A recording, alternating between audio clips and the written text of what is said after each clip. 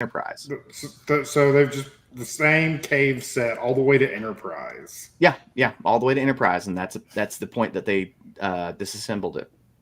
That's incredible. Yeah, they love their caves. They do, Why get rid of a good cave, Can't get rid of a good cave. The same cave that Duet took place in. Of course. So is that like the same cave like Ducat was like going crazy in? Yeah. Yeah, it's the same cave set. They only had one cave set. They just filmed it from different spots and dressed it differently. The same cave in the episode where Kira is like slowly getting eaten up by a rock. But really she was a changeling the whole time? Exactly. It's the same cave set. Same cave set. Mm-hmm.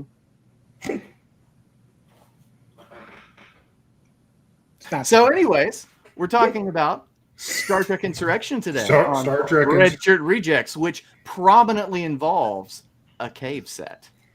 Yeah, that's why we're talking about it and why I'm just slowly losing my mind. That there's probably like 100 episodes of Star Trek that have caves because of that one set. And, to be honest, that might be an understatement because there's like something...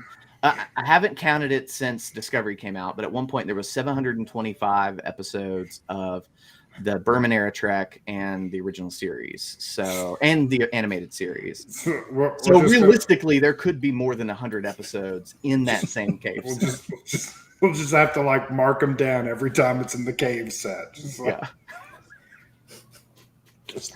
I'm losing my mind. Hey, you gotta scrimp and save where you can. I mean, I get it, but also like what? So yeah, I guess first, before we talk about the movie, we're going to talk about a couple of news items. First bit is that for those of you who are here watching this for some reason, there's a new episode of Star Trek Lower Decks Season 2 came out today. I am hearing that it rules, but I have not watched it, and we do not get the pressers for this. So, we'll watch it probably after this is over because it's going to be awesome. I'll be watching it in the morning.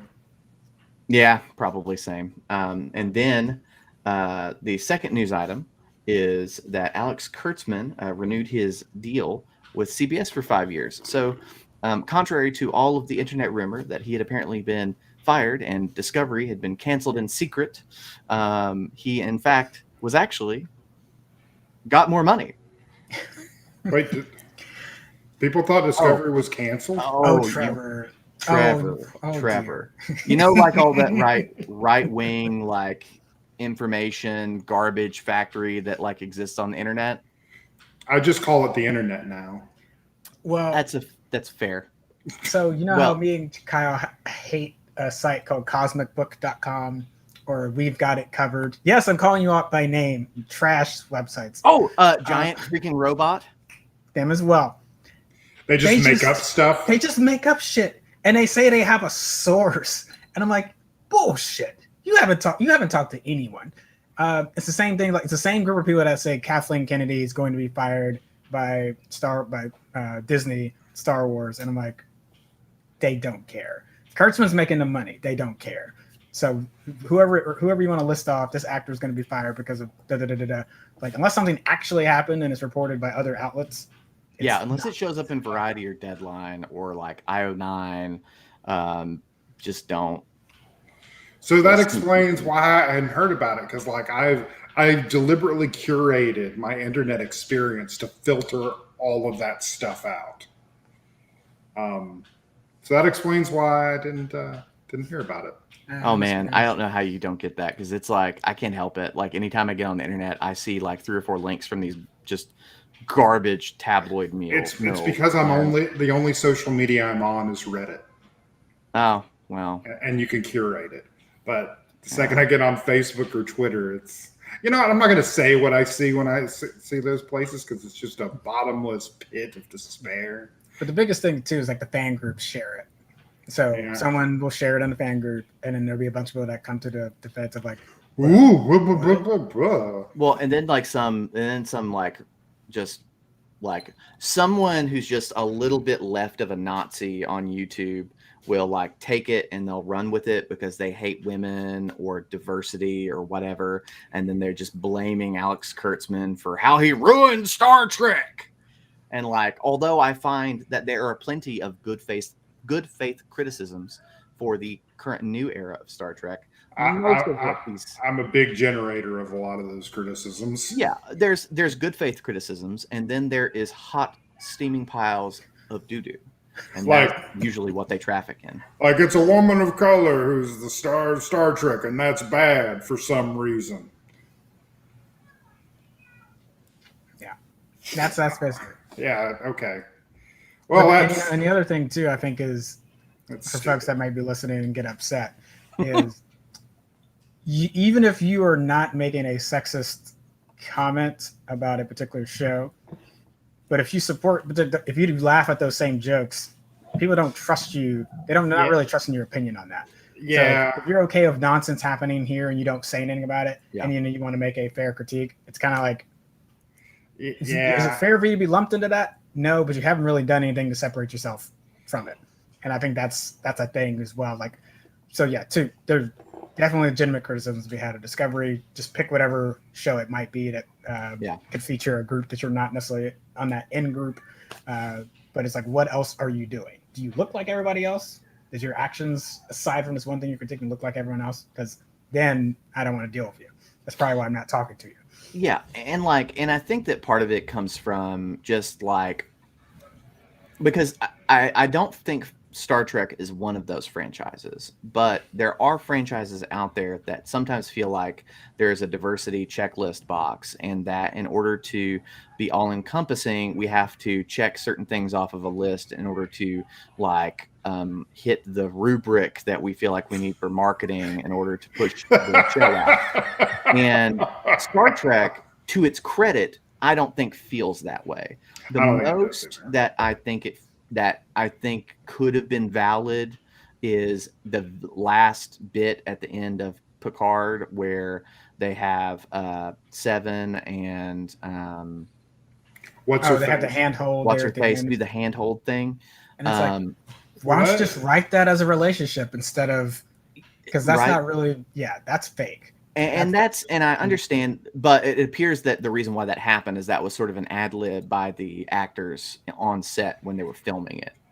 So that wasn't like anything that was initially intended by. So it's like, it's one of those things where it's like, even when I try to look in Star Trek for a situation that could be that way, it turns out it wasn't even intended in that manner. It was something that the actors actually decided to do, and that they're following up on in season 2. I mean, Star Trek has always had diversity baked into the very DNA of it. So and there are many issues with Star Trek. Code of honor.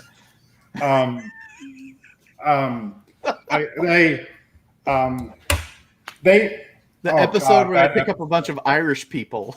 Oh God.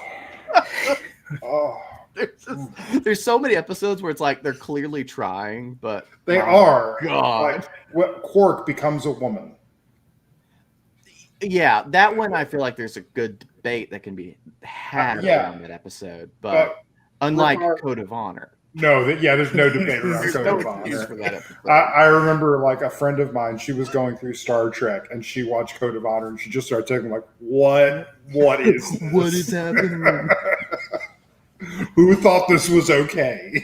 It's like, it was 1987. It was a different time. And fun fact, that episode is why Gates McFadden left for a season. Because she relentlessly made fun of that episode and everybody who thought it was a good idea, and they fired her for it. Way to stick to your guns, though. Yeah. Like, that's the way she tells it. I don't know what the other side of that story is, but honestly, from the way Gates McFadden acts, I believe her.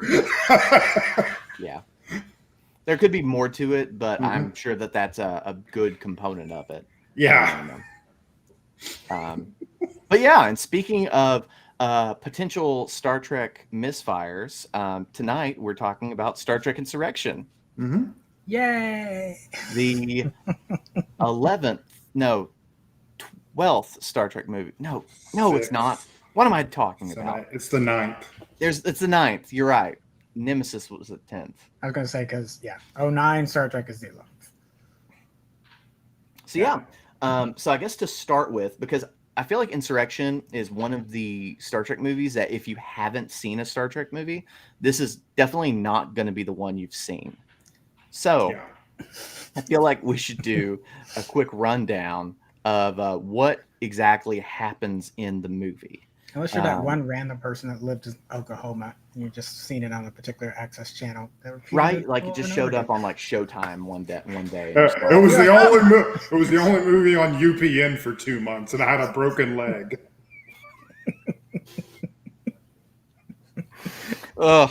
Anyway, who would like to summarize it? If not, I can. Have you ever watched Dances with Wolves? Oh, come on. It's more. I mean, you're not wrong. Well, okay, it's like Dances with Wolves, but with more white people. Is that better? Hey, there's a black guy not named Jordy. I don't know his name, but he's there. Yeah, he's inconsequential to the plot. And one of the Cylons, one of the I saw him. Yeah, Sona on the ship. Yeah. Well, he's not a Sona. He's like one of the Triceratops guys. Oh, well, he's generic. He's Sona as a part of that faction. He's not like Sona.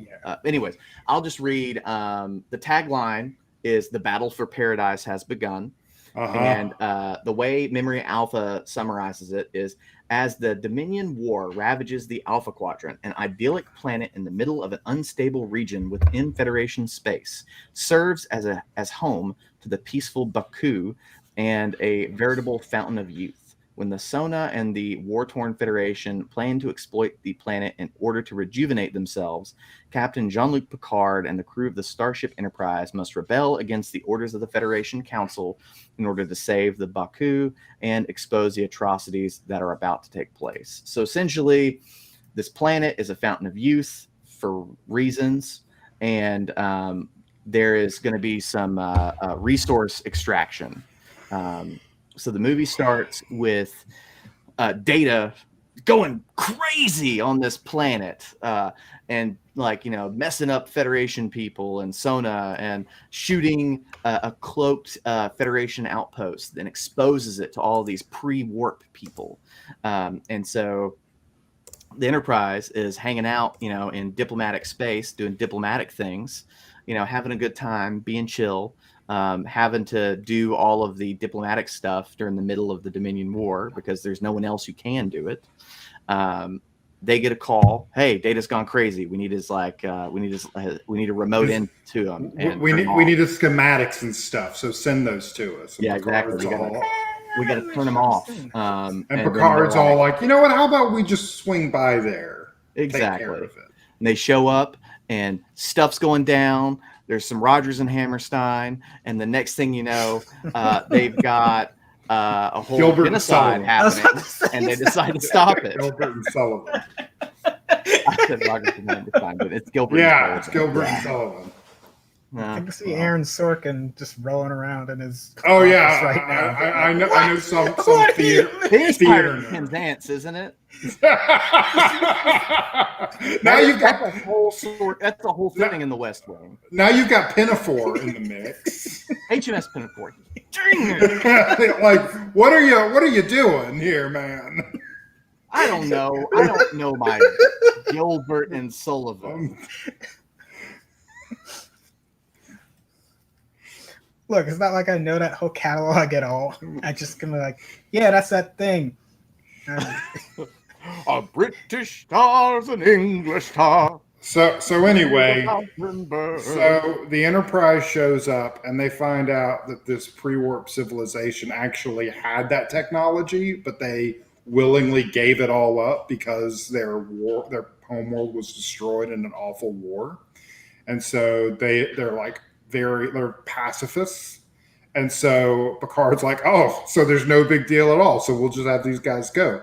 But wait, why did Data go crazy? And so they start digging around of why Data went crazy, and they find a cloaked cargo vessel with a holodeck in it. And they find out the Baku are going to be removed forcibly from their land so that they can extract its science magic from them and gain the fountain of youth. And that's when the action starts. Yep. Then action, fight, kablooies, some explosions, and then Worf hits a drone out of the sky. And some face stretching and boob jokes later, we arrive at our conclusion. Yeah. Which I will admit, Data's line of, "Have you noticed your boobs started to firm up?" might be one of the funniest things I've ever heard in my entire life. I was watching this movie. Because Worf is just like, yeah, I was watching this movie with my wife Robin, and she turned to me at that point. She goes, "This is how you know a woman didn't write it."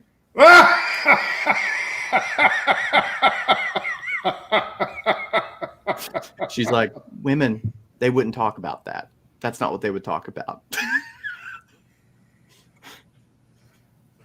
It's a good point. Yeah, I mean, it's true. But I do think that gets into sort of, I guess the first high level topic I want to talk about with the movie is sort of the acting in it.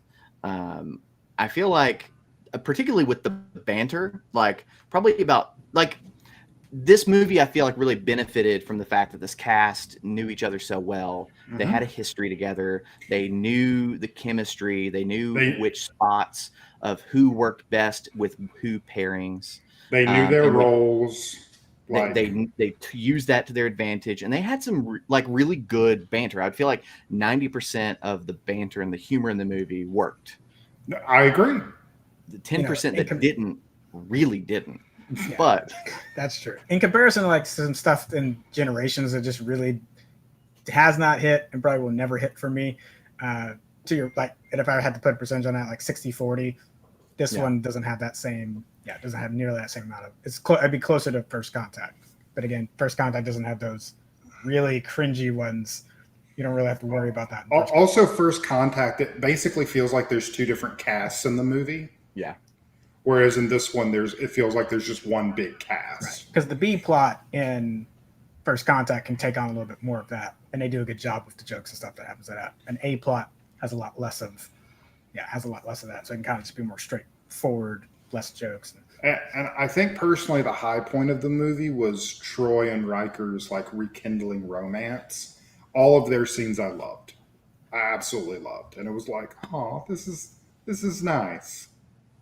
So that was the high point for me. We get babyface Riker again.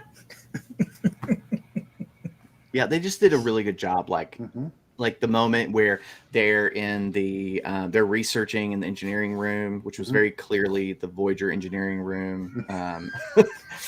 And she's standing behind him, doing a little rubbing his shoulder, they had really good chemistry there. It felt like two people who just knew each other super, super well. Mm-hmm.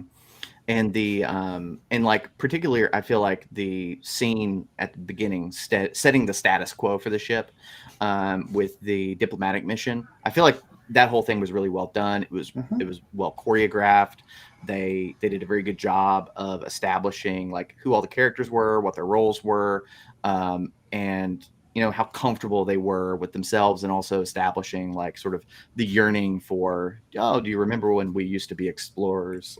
And so it really did feel like the Enterprise E's entire job was basically managing an entire frontier of the Federation while this horrific war was going on, which I liked that. I really did. That was I really liked that.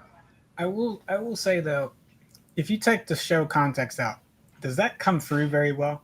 Because when Kyle read the bio or read the description for it, I was like, yeah, I know it's the time that this is set, but does the movie really impart any of that? So I guess it's it's an additional thing that's cool if you're up to date on that. But I don't think you really need that. Yeah, I want to go more into depth on that in a section when we talk about world building. But just to touch on it, I do think that my initial take is I think they do enough to establish what's happening for new viewers who don't follow Deep Space Nine, but they don't do a good enough job of establishing the actual gravity of the situation. With the Federation recent attacks from the Council- Dominion and the Borg, the Federation Council feels like we need all the allies we can get. Yeah, That's really the most you get. yeah, they do like the bare minimum, I think, to establish it for the necessity of the plot, but they don't hammer it home, I guess, if that makes any sense. And again, I don't think it takes away from the movie. But for them to put that in there, that's an interesting. Like, kind of curious what would be on the back of the box art if they had said that as well, and be like, I don't know if that really hit. Yeah, because they could have done something like maybe, I almost said Cisco. Maybe Picard is like going over casualty reports for some reason, and he just has a casual conversation with Riker about the war, and wishing that he was out there helping, something like that to maybe help ground a little bit more that the Federation is in dire straits. But I don't know. Anyways, I feel like acting solid. That I don't really have much of a complaint with anybody's performance. No complaints. The actors all did their job. Yeah, I feel like F. Murray Abraham, who plays What's his name? I want to say Rahul, but it's not that. It's the screamy blood face man. Screamy, stretchy face blood man. Ruafo.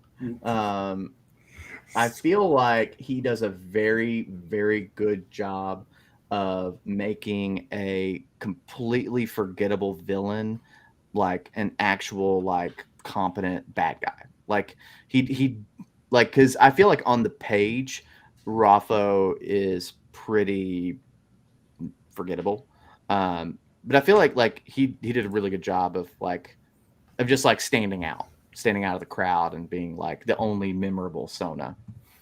Yeah. Because all the other, the only two of them get speaking parts. Yeah, you're right. Like that actually interact with the main cast. And there's like the female Sona who like has 2 lines. And not a lot of Sona. Yeah, like I was gonna say, Gallatin, I think is his name, played by Greg Henry. Yeah. Whatever. And you see at the end reuniting with the family there toward the end of the movie. Yeah. Didn't know his name until. Doesn't matter. Yeah. They say it at the after they've been captured, and they sort of give us the twist of, actually the Sona and the Baku are the same people. What? Dun, dun, dun. Which honestly, I love that. I love that reveal. What? We'll Trevor, ooh. This is why I'm so glad we waited. The crowd might be like, "Yeah, we're supposed to do this last week." Oof, I'm glad. Yeah. All right, let's go. Before we talk about that, let's talk about some of the more technical craft aspects of the movie before we get into the story and the world building, because I think that's where the meat of our conversation is going to be. It is. So, like cinematography, directing, set design. What did you guys think? I actually I like the way this movie looks. I like the way it all came together. There's only one thing in terms of looks, I want to stress that looks part, that I don't like, and I thought the ships looked like garbage. The CGI did not age well. I did not like the way any of the ships looked. That's the only thing I dislike. Like, I thought the Enterprise looked like crap. I thought the Sona ships looked like crap. I did not like any of their looks. Okay, so Man, I completely disagree. yeah, wow. Now, I am not a huge fan of the Sona ship design. Right? The design was fine. I didn't really have an issue with that. Like, I didn't think it was great. Like, it was like, we need to make a generic bad guy looking ship. I like the design of the Collector. I think that's cool with the sails and stuff. It sort of reminds me of the Bajoran sail ship. It reminded me of that too. So I really like that. And both of those, I believe, are John Eves designs. All of them actually are. But I'm not a huge fan of the individual Sona ships. But I would say as far as the quality of the CGI, my only complaint is it seems like there's a couple of spots where it seems like the frame rate doesn't match the movie.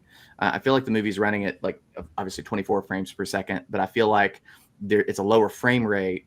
Maybe they did that so that it could render better, so that you could have better textures on the actual models. So even if it's like maybe running at 20 or 15 frames per second, it's looks better in the frames that you do see.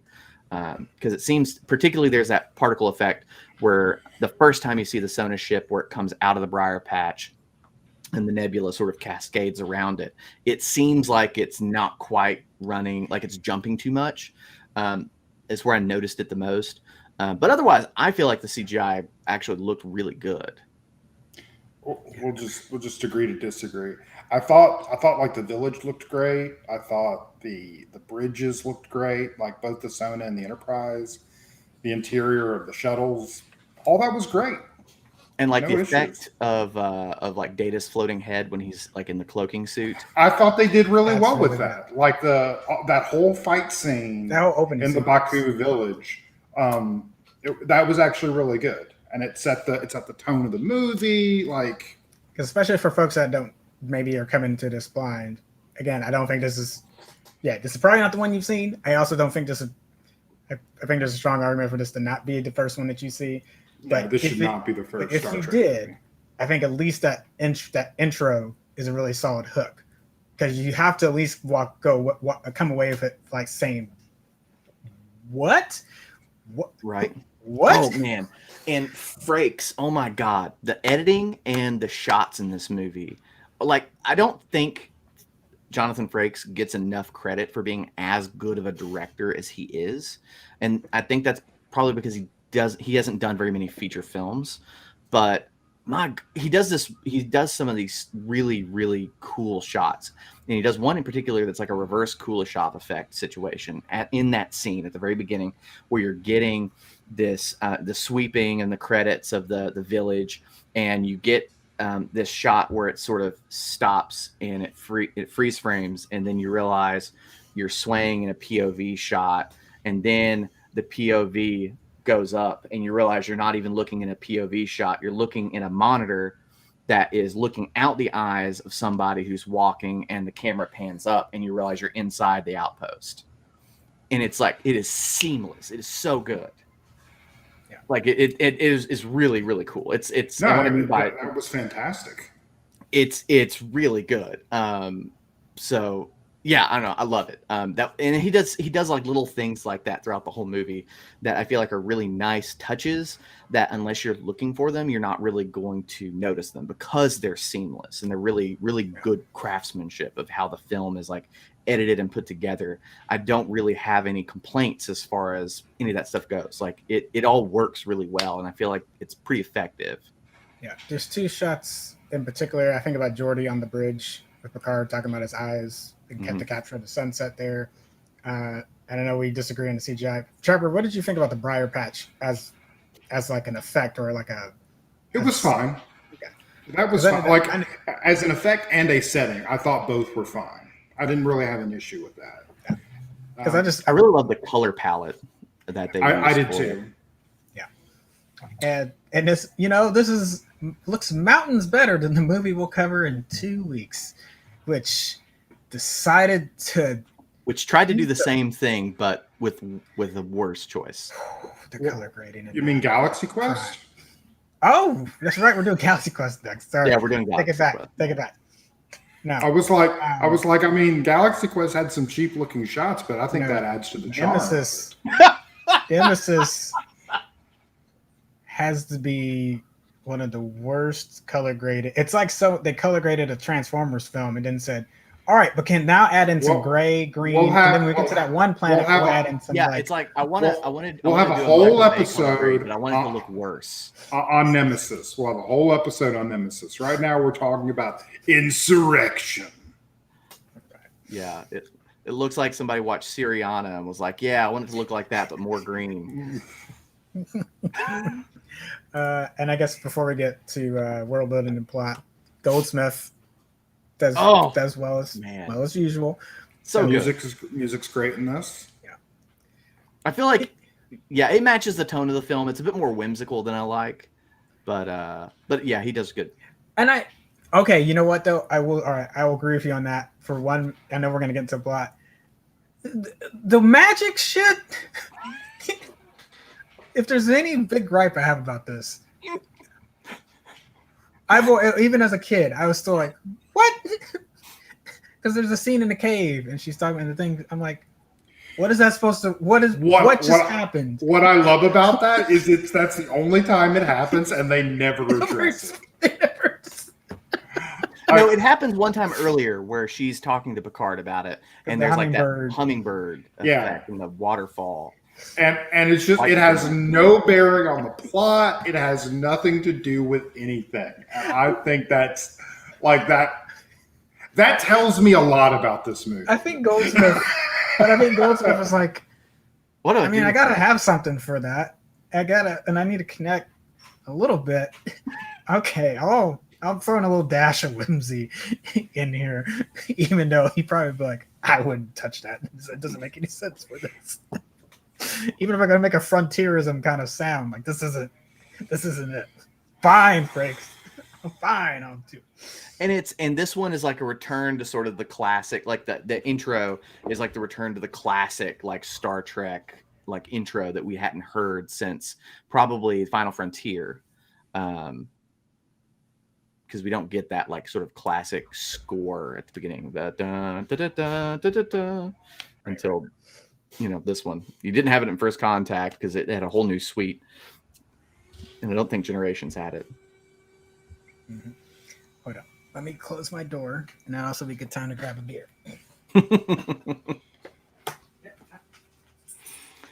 But yeah, you look dissatisfied. I am. You're just mad I made you watch this movie. No, I'm glad you made me watch this movie. It's not as bad as I remember it being. Right? I feel like as a film, it's like it's not the best, but it's solid. It's a solid, watchable romp. I want to strangle whoever wrote it. So he's Michael Piller, and he died of cancer. So you can't strangle him. All right. Well, now I feel bad. You should. You should. Michael Piller is the guy who like saved Star Trek. So okay, so let's get into the story. Yeah. So before we talk about all of its flaws, I guess let's go for some background. So the movie was written by Michael Piller, story by Michael Piller and Rick Berman. And what it was is so Michael Piller, for those who are not aware, he's sort of like the guy who famously saved Star Trek, and particularly Star Trek: The Next Generation. Yeah, he did.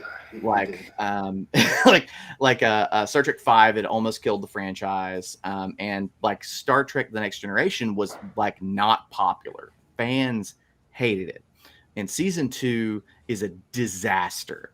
If you want to know more about it, I don't normally recommend Shatner's documentaries, but Chaos on the Bridge, which last time I checked was on Netflix, is a really good look at the first 2 seasons of TNG and all the various problems it ran into. And so season 3, it changed up. They didn't really have a direct showrunner. Michael Piller was made the head writer, and he started soliciting spec scripts. So scripts from people who were not they could have been established screenwriters or people who weren't established screenwriters to send in scripts, and he farmed them out and built up a writer's room. And this writer's room ended up like staffing many of the people who came to be the showrunners and primary writers of all the spin-off series and movies. This included Ira Stephen Bear, Ronald D. Moore, Brandon Braga, a bunch of people. But those are probably the 3 big names that people have heard. And so when the first movie came out, and even the second movie, Piller declined to write a film for it. He was sort of like the top choice because he had been the guy who was running TNG for the most part. And then he ended up he was the showrunner for DS9 for the first 2 seasons, and he was the showrunner for Voyager for the first 2 seasons. So he was kind of like, the guy to start new Star Trek projects, but he didn't want to like compete against other writers, so he passed on the first 2, and those went to Moore and Braga, and they wrote Generations and First Contact. So when it came up to do Insurrection, Braga had taken over responsibilities running, being the head writer for Voyager, and Moore was in the middle of finishing Deep Space Nine, and was eventually going to start working on Battlestar. So everybody was busy. So it went to Pillar, and he, went through, wrote this movie. For those who don't know, he ended up writing a screenwriting textbook on this process. So there's a lot of information that you can go down to sort of, if you want to like a really granular look behind the scenes of how the story was written and the business behind how a film like this can get made. But he went through several drafts. The movie that we have as a final draft is either the 4th or the 5th draft. I think it's the 4th draft. But through various bits, they came to different things, and different things changed throughout it. The 2 guiding principles that they had when they started this is that, and you'll be very shocked to find out what one of the 2 inspirations for this film are. One of them was like, Pillar was shaving one day basically, and was looking at his wrinkles and applying his Rogaine, and he was like, oh, well, Fountain of Youth, that would be an interesting take, like if I can take it and use it to explore like American consumer obsession with youth. And sort of look into that, explore that, play around with that idea. The other one was, and this one I believe came from Rick Berman. So sort of like with First Contact, where Braga and Moore wanted to do a Borg story, and Berman wanted to do a time travel story. This one was started with a Fountain of Youth story, and then essentially kind of an adaptation of Heart of Darkness. If you all read that, you will know that's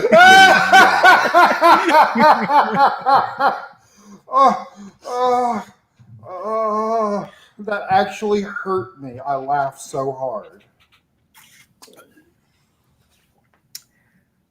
What? Yeah.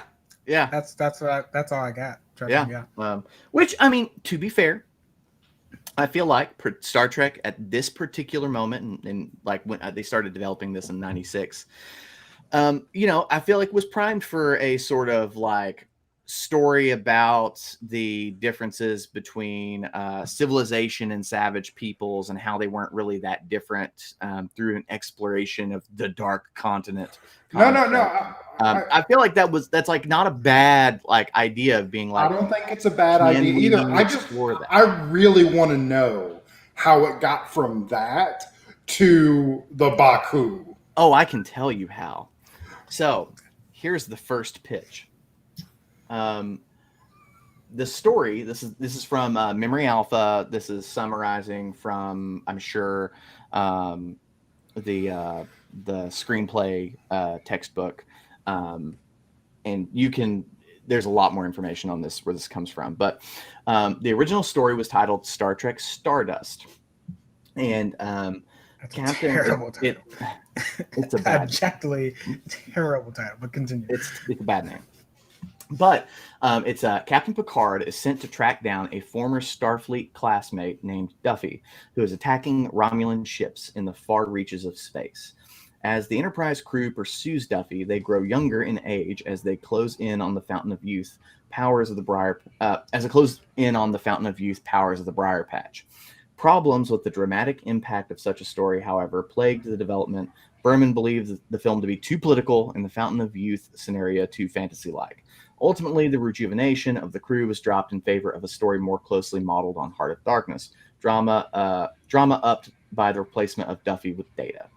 So the original bit was supposed to be like the prologue of the story is Picard and Duffy are at Starfleet Academy, and like Picard gets into some hijinks with Duffy, and the old groundskeeper, wrangles them in and helps them out. And then it cuts to Duffy's like murdering Romulans. And what it is there's like a secret Romulan alliance between the Federation and the Romulans in light of the Dominion War, which is going to involve some genocides or whatever. I don't remember what the actual like dilemma for why this alliance was bad, but it was supposed to be like some sort of an unholy alliance that Duffy was fighting against, and Picard's having to like wrangle him in, and then the drama that ensues from that about what does the Federation actually stand for and stuff like that.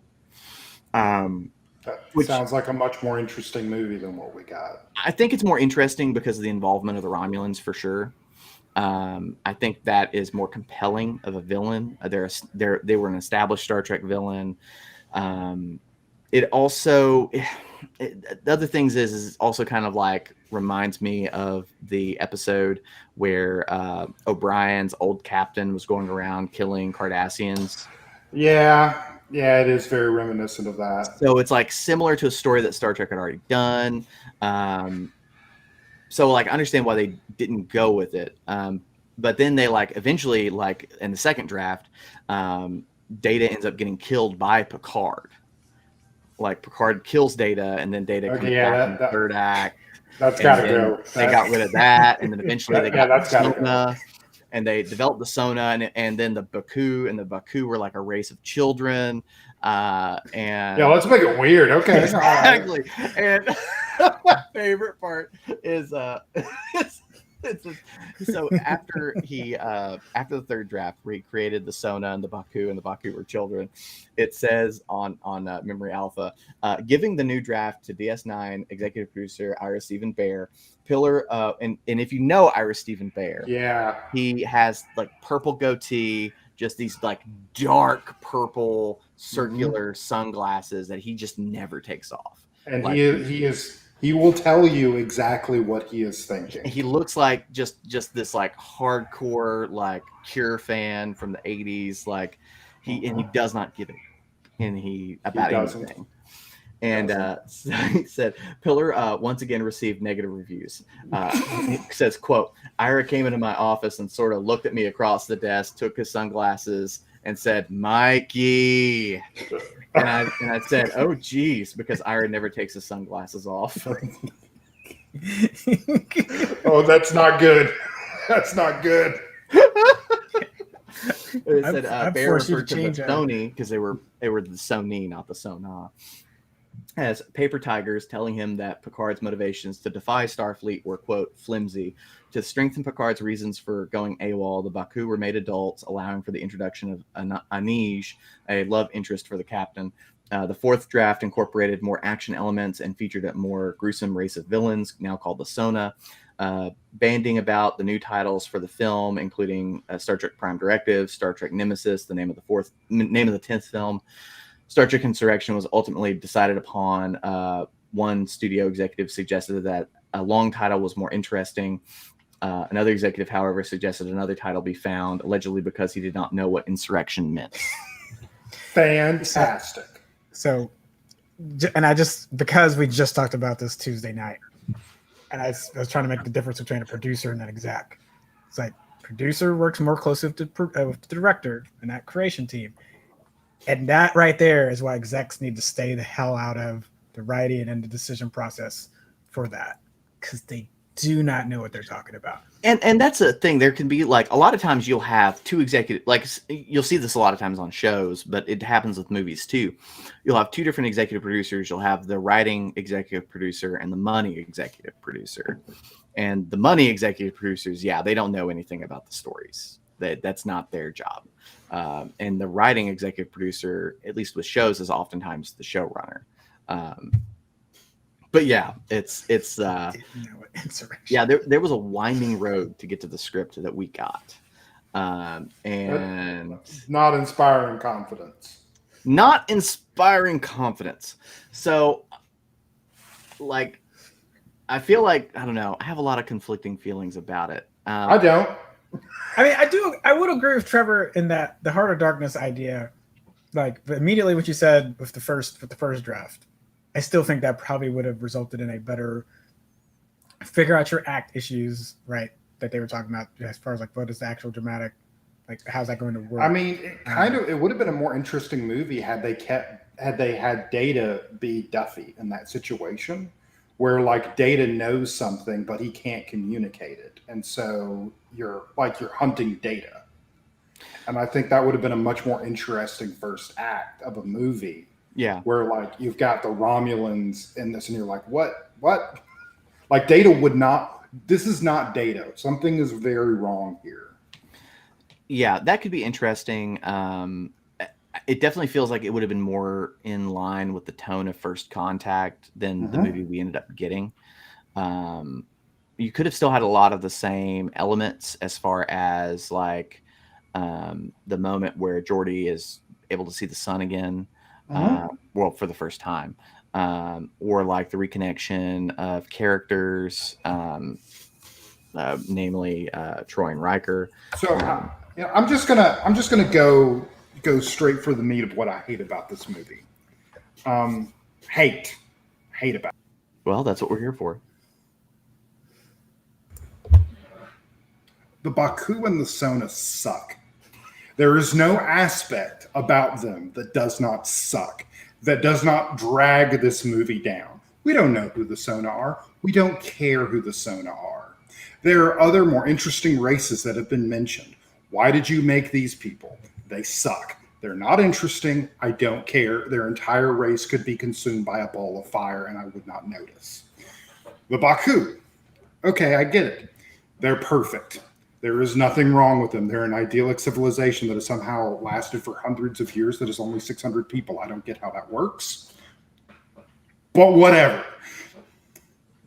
And they're perfect. And the evil Federation is going to, like, I don't know, vampires suck their genes or whatever. This is then when it goes from this is stupid and I don't like it to what were you thinking? So the Sona are the Baku. They're the same race. This creates two issues. First, how did the Sona create an entire civilization of like a few hundred people in 100 years? They conquered two other races. How did they do that? That's a movie I'd like to watch. Two, do they not have children? Like, are they incapable of having children? Like, their entire race seems to be on the verge of destroying themselves because they can't extend their own life. They've been around for 100 years. How long do you expect to live? 3. And this is the biggest 3. I'm thinking about point 2 because. And this is the biggest one. Once it's discovered that they're of the same race, the Prime Directive applies, and Picard actually is obligated by Federation law to leave.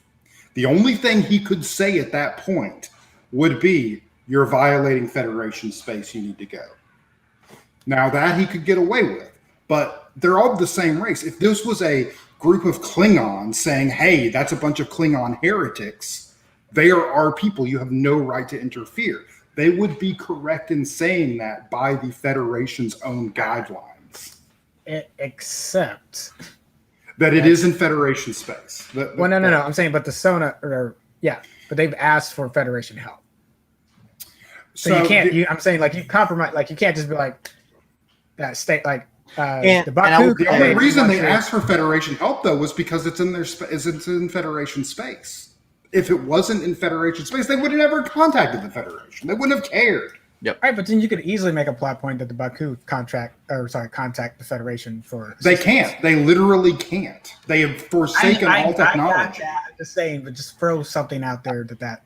I would also say that by the time that we realize that the Sona and the Baku are of the same, it makes species, no difference to the plot. Well, yeah, because it's the third act. It's the third act reveal that we get. So we're so deep into it that Picard would not have been able to extricate himself from it. Like he absolutely would have had a very brutal hearing at that point. because he absolutely violated the Prime Directive without question, and like did a lot of damage to actually the way the Federation does business. Like that's not okay. Like that's not okay. But you're ignoring a lot to say that Picard is the one that's violated directive. No, that Admiral too, he would absolutely be court-martialed as well. Like their careers would be in so much trouble. Only the Admiral way worse because he was like, wink, wink, nudge, nudge. I'm going to stop the Enterprise. And no, that dude's done. And that's sort of where I like separate in my mind the story, which in my mind translates to essentially the plot and the dialogue and the arcs that they go through versus the world building. I feel like the world building in the story is like it's not enough. Like they don't do enough to ground a lot of the world. Correct. It's too focused on making a really tightly arced movie to do that, because like, so if we were to look at other context clues, for one, the Sona do pop up. They don't they get mentioned. You don't see them on screen, but they do show up in DS9 after this, because we find out after this that they have allied themselves with the Dominion at that point. No, they produce Petrocell White and use subspace weapons. These people are monsters. Yeah, they are. And they, but what I'm saying is that this means that this is not like the Sona are just these people. So we don't know enough about who the Sona actually are to sort of understand a lot of this. It could be that the Sona are like some sort of multicultural confederation, and like the Sona that we meet are just like the people who like joined the Sona proper from the Baku exiles. But we don't know. Like they don't do enough to establish that to make that make sense. Make it make sense. And that's the thing. It makes sense from a story perspective and from the arcs. I think it's a really good twist for the purposes of grounding the motivations of Ruafo and setting up the stakes and the tension for the third act. But it is confusing from a world building perspective because they don't have enough. They don't do enough to establish everything. Like we could have had a conversation in the first act talking about how at one point we had, a group of our youngins ran off. It doesn't change the stakes of the movie at all. Ruafo is going technology and conquered some species or whatever. It doesn't change the context of the movie at all, though. Ruafo, like he's said several times, I'm gonna die if I don't do this. Well, like, no, I think it does though, because if it was just about Ruafo saving his life, then and the life of several of his people. Now, sure, but we've got to make him even worse for some reason. Well, but that was the point. So the reason why I really like the twist and the reason I think it works is because there's something more happening with Ruafo throughout the film other than just the idea that he might die one day. Because he might die one day. Everyone dies. And no one, as far as we are aware, no one doesn't not die. Star Trek, there is no one that is immortal. Everyone dies at some point. Mm-hmm. And so like the idea of death isn't really like that, like weird of a concept. Like, yeah, okay, I'm obsessed with extending my lifespan and beauty and all this stuff, but it's not like, okay, he's going to die. That's fine. Like trying to do this in order to save some of his people is important and it's important motivation, but it becomes clear, I would say earlier on in the movie before we get this reveal, that there's something more that's happening here that is motivating him to do this. And of course, that motivation is revenge. It's not really about extending his own lifespan. This is really about killing them and taking away and ruining the thing that they had that now he wants. Like that's his arc. Like he wants to kill them all. He wants to take away their homes the same way they took away his home. If they can't have it, he can't have it. Like it. So that's why I think it works is when you get to the end of it and they do that reveal, it's like, oh, this is why he just murdered this admiral. It's not really about just the technology.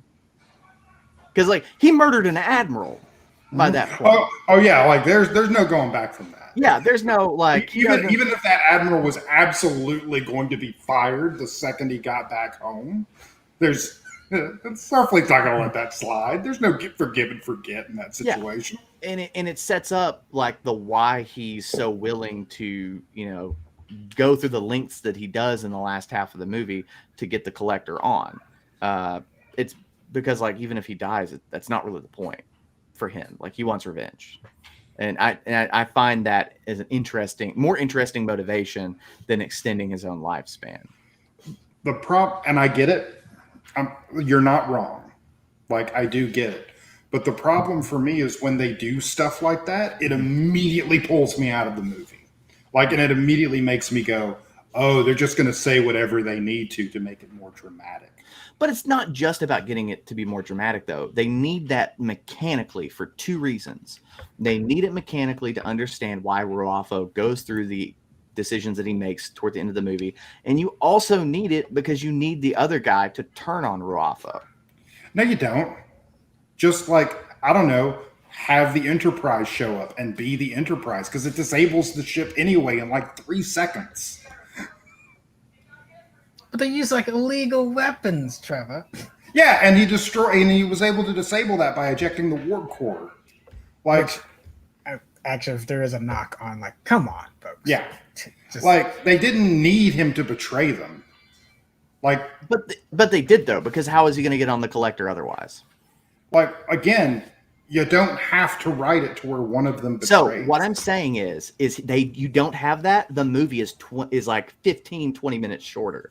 Like you're literally cutting out an entire section of the movie. Then make more interesting villains. Then make more interesting villains. Don't like make like your villains be whatever they need to be in the moment to make your movie. But they're not whatever they need to be in a moment. Like they are arcs. They're characters. Okay, they do Trevor. things. If they do something, hold on. If they do something that is not established for their previous writing, I would agree with you. Like, because even Gallatin, as we've has shown doubts up until that point. So it's already being built. So when it happens, we're not surprised by it. It's already been. So the same thing with Ralpho.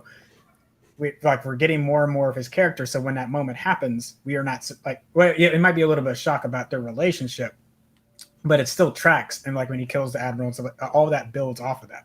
So if what you're saying is, and then he just lets everyone go, or something like that, like as far as like Ralpho just letting everyone go, if that had happened in the film, that would be a turn that's like. I'm not saying he should do that either, because again, like he's trying to do this. Okay, so it turns him from a villain. So they make the Sona a people that once again are a few hundred at most that have conquered 2 other entire civilizations, pre-warp civilization, sure. So never mind that nonsense.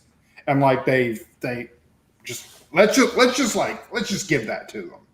So they turn Urafu, who's already not a great villain, who's like really forgettable, from I have to do this because otherwise my species is going to die out, to I'm just killing this because like these people screwed me at a younger age. So like it's an arc twist that makes him less interesting. Because at least he had some good motivations. Now it's just like... I would argue the other motivations weren't good. Like we just said. That he's going to die eventually. Yeah, this will extend his life, but he's going to die eventually. This will fix the genetic abnormalities. Again, is also like it's not just about him. It's also about his race. Like it's already established. Like, well, then have the Sona just build a colony on the planet. Right. Well, their genes have already degraded to a point to where they can't do that. Right, but this is the group that's separated. Yeah, it's not just Ralpho being like they are backing this plan. There's also like an implication that they are backing this plan because they feel the same way that he does. Yeah. So they're also complicit. Like I guess I'm confused where we're getting. Where we're getting confused on is the Sona. The Sona go from a people that are just, they are doing this morally ambiguous. They're not good people to begin with. Like, they're using subspace weapons. They've conquered two pre-warp civilizations and integrated them as a labor class. They're not good people. I'm fine with that. However, they're doing this to keep their race from dying. Not one person, their race. Sure. Like, again, they're not good people. I'm not like making them out to be that. But when they do the heel turn where they just some insanity where the Sona, well, it's whatever not a heel turn, it's like a deeper reveal of what their motivations actually are. So up until this point, because he hasn't killed the Admiral yet, he kills the Admiral after this reveal. Up until this point, the Admiral has been going along with it, of saying like, yes, they're I understand we're going to be moving 600 people off of a planet. That's bad, but the greater good. The Federation's going to get all this stuff, and these people are going to get their lives extended. We're going to save their species. We're going to have allies to help us fight the Dominion War, and we're good. But then once you get that reveal, the Admiral realizes, I have been lied to. Everything I have been told has been a lie. Yes. This is not really about this technology. This is about something else. And the technology may end up saving these people's lives, and it may end up extending it. And the Federation may end up getting some of this, but he can't guarantee any of that anymore. And that sets up the last conflict of the film. Like, if you take that out, the last act of the movie just doesn't work, like, on any level. It doesn't work mechanically. You know what? How the plot moves along, and it doesn't work thematically. Because Picard even offers. You guys are right. You guys are right. Who else has worked on this? And they could be lying about that being the only way to even collect the particles in the rings. No, you guys are right. But if they needed somebody to betray from the inside, you know who would have been a really good choice instead of just killing him to show Roth who's a bad guy? The Admiral. Because it's like, oh, I've been lied to, and like, this guy's manipulated me into committing treason. So I'm going to try to redeem myself. But, you know, he does get kind of quickly off. He does, because he does try to say something, and then Ralph. Right.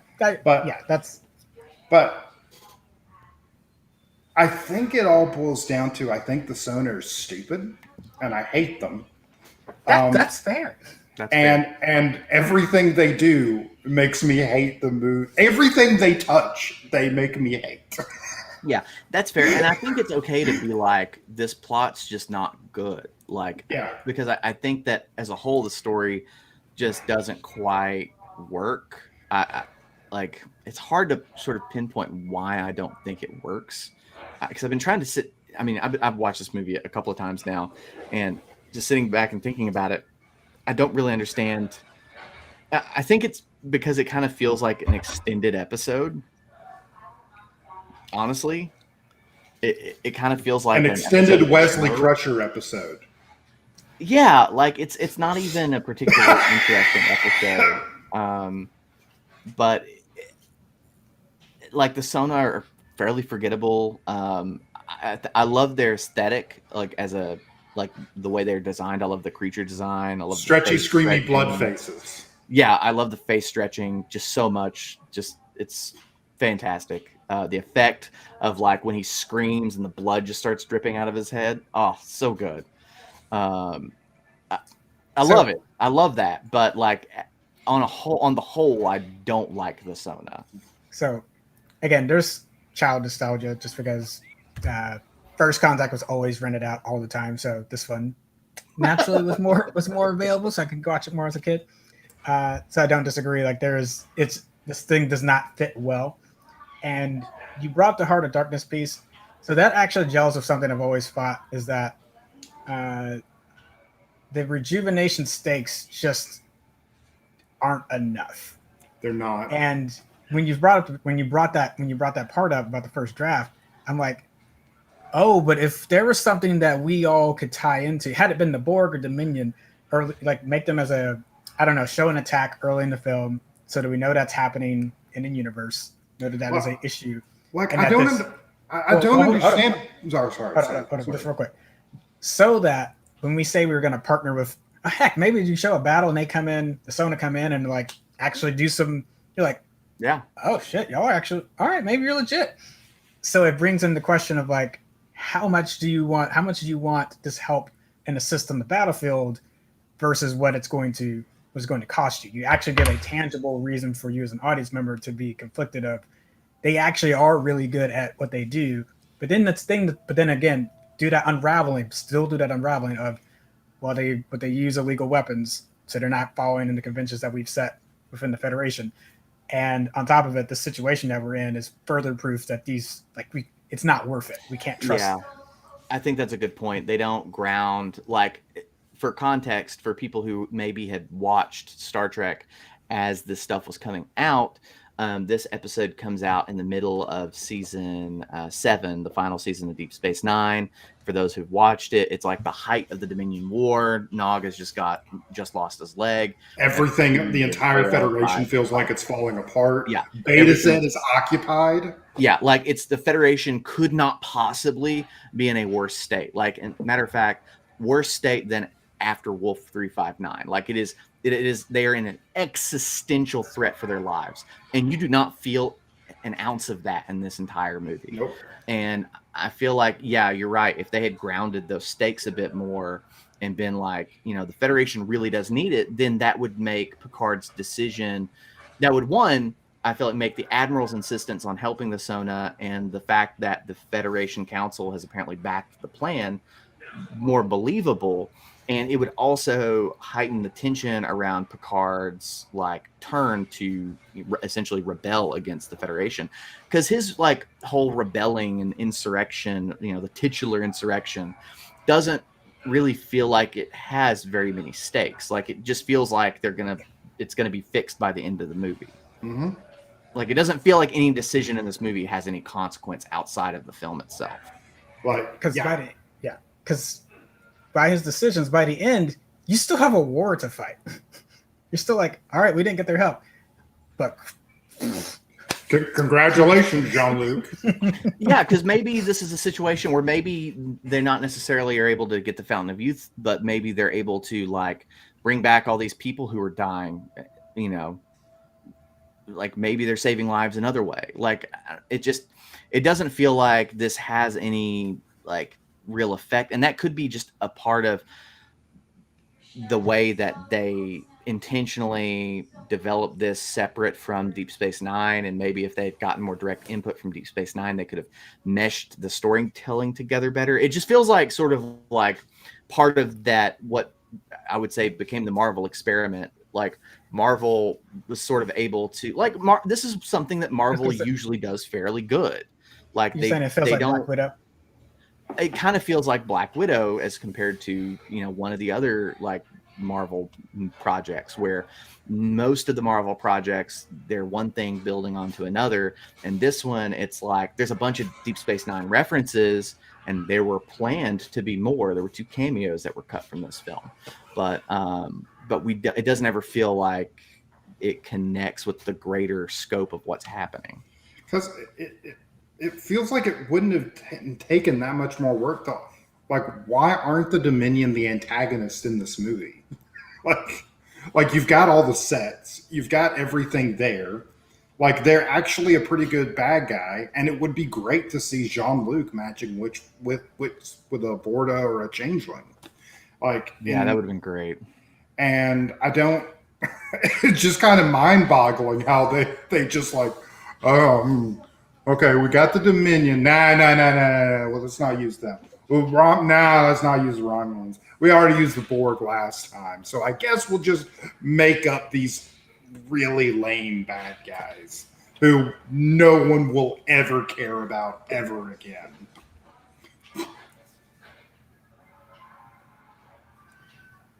Yeah. Hey. The 2 Deep Space Nine cameos, by the way. Actually, 3. There were 3 of them in this. So we were going to get a Cisco cameo. The Cisco cameo was in First Contact. Never mind. So the actor that plays Rom, I cannot remember the actor's name, but he was going to be the librarian. And these are filmed. You can go see these deleted scenes. He's the Enterprise E librarian. Okay. There was supposed to be a scene where like Riker and Troy are like, being all like teenagers in a library, being funny and making noise, and he was shushing them. And then at the end of the movie, there was Quark was going to beam down with a couple of Dabo girls to the planet and be like, this would make a great resort planet, another Risa or whatever. And then Picard was going to beam them off.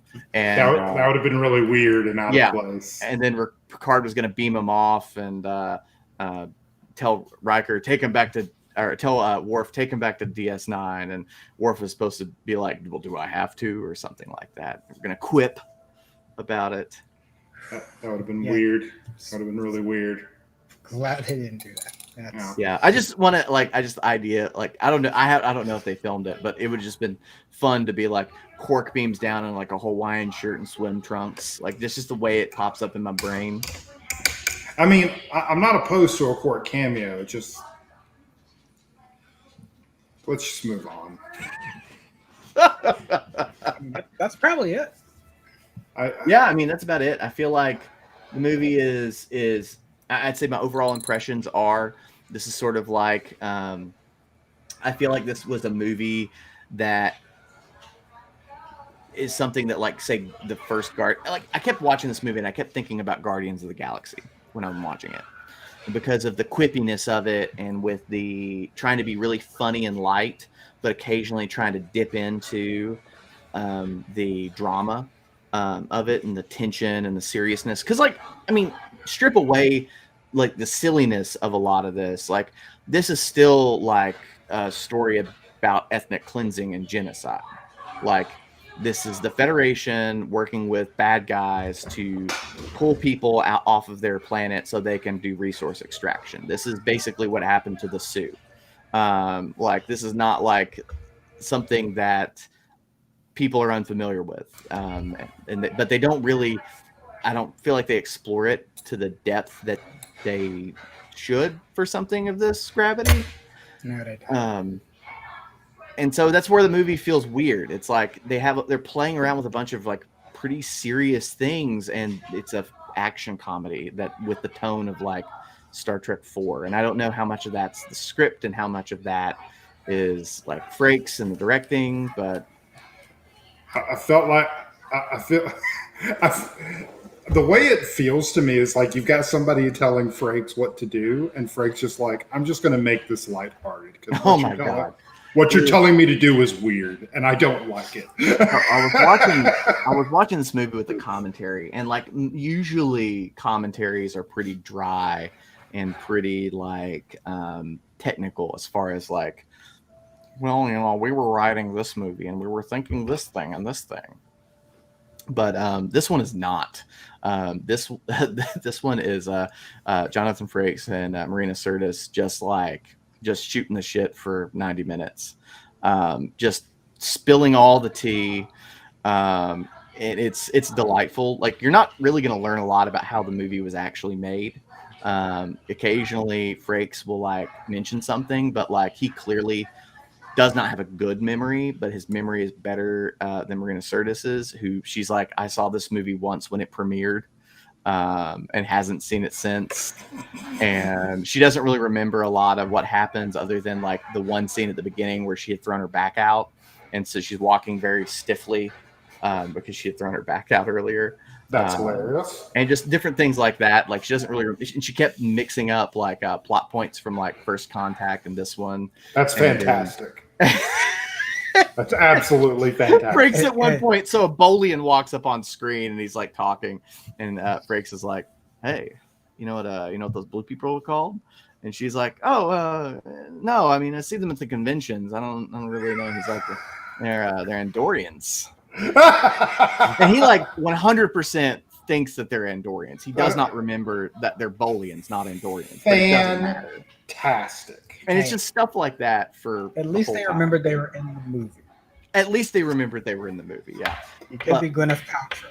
one of the things I really enjoyed is during the I don't know, I'll just say the boldest scene in the movie, which is the sequence, the shuttle sequence with the Gilbert and Sullivan.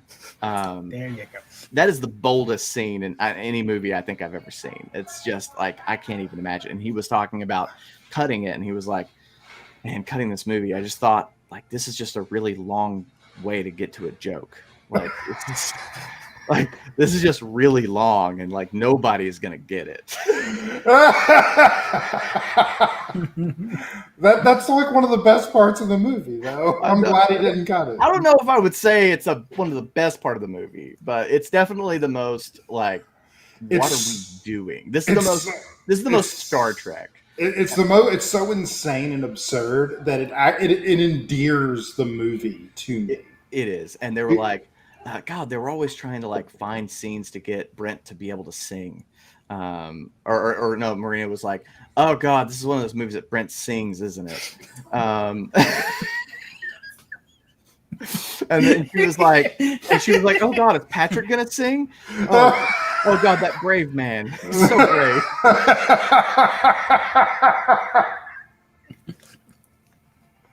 She was like, he like talk sings, doesn't he? That's like that's like how he does it, right? Oh, God, it was just so funny. That's awesome. I really enjoyed the commentary on it. I enjoyed it more than the movie. Yeah, I may have to borrow that from you. So it's delightful. But yeah. I would say Edgar Wright commentaries are pretty awesome. And if you ever get Matt Damon or Ben Affleck in a commentary, they're pretty good. But I will say this movie has been moved from a bottom tier movie to a mid tier, to like a mid tier to low mid tier. Because like, even though it doesn't have many sins, it does have a cardinal sin in my book, like one that like I can't forgive from a movie. But everything else about it is great. So I'm like, I kind of have to give it to him. What's the sin? What's the cardinal sin? Everything to do with the Sona. Okay. Don't give me a forgettable, lame ass villain. Don't do it. Oh, so it's like Dark Elves. Okay. Yeah. Like, especially when you've got this huge rogues gallery of villains that you can pull from, that you're literally fighting a war against one of them. I mean, yeah, that's one of the things I can say about the new era of Star Trek. At least they're really delving the mines for really obscure villains. Like, who would have thought the Pakled could actually be like a decent villain for an episode? Fantastic idea. Like, thank you. Although Lower Decks is fantastic. I have no issues with that show. Like, it's fantastic. I'm just excited that I'm going to get some Star Trek 5 jokes. I want to go climb a rock t-shirt. Jack me on Twitter. It's like, they did it. They did it. I'm so happy. The mountains, got the boots. Oh, I was so happy to see that.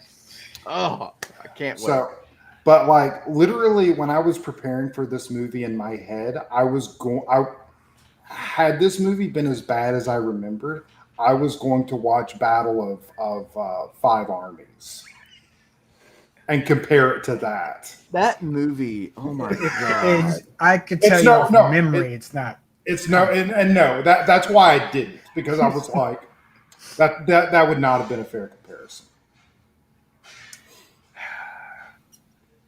I think I wanted to throw something at the screen, but I watched that in the theater. I did too. You know, and it's because of Smog. It's because of the way that movie ended. I thought, okay, maybe they kind of got this together, because I liked the second one. I liked it, and I thought, okay, maybe they got a good handle.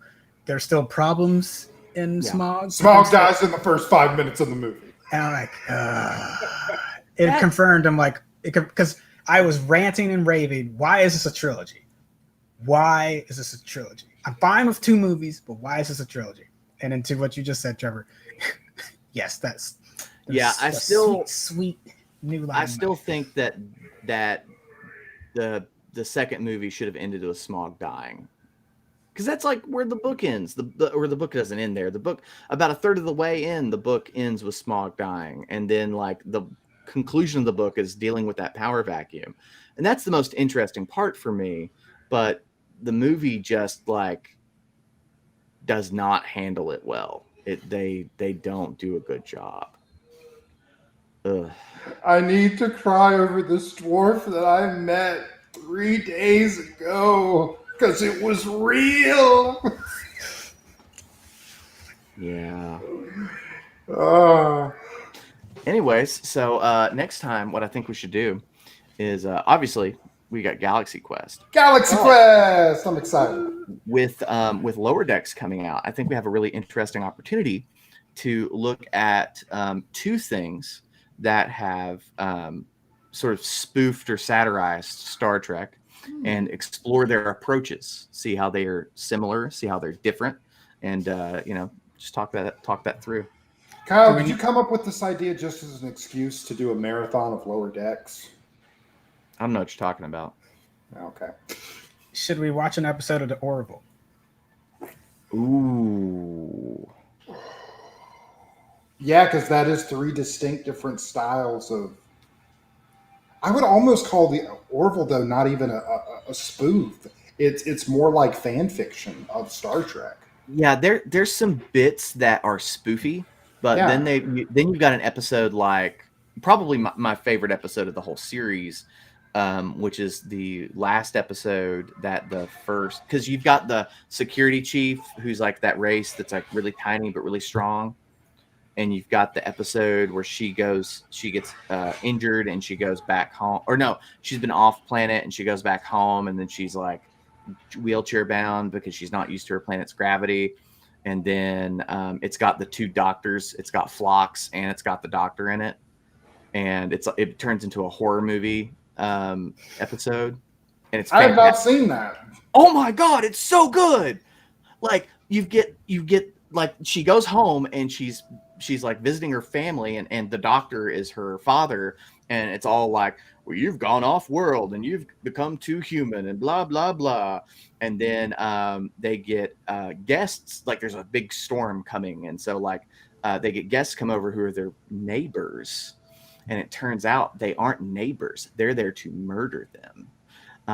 And it's Phlox, and it's amazing, it's incredible. It's like the 2nd episode of the 2nd season or something like that. I haven't seen any of the 2nd season. It's so good. It's so good. It's a fantastic episode. Okay, I'll have to. All right.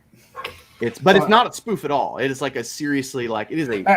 That's kind of what I was getting at with the Orville, is that it's not a spoof really. It's like it's more like a very it feels like Star Trek fan, and I say that in a good way because it's good fan fiction.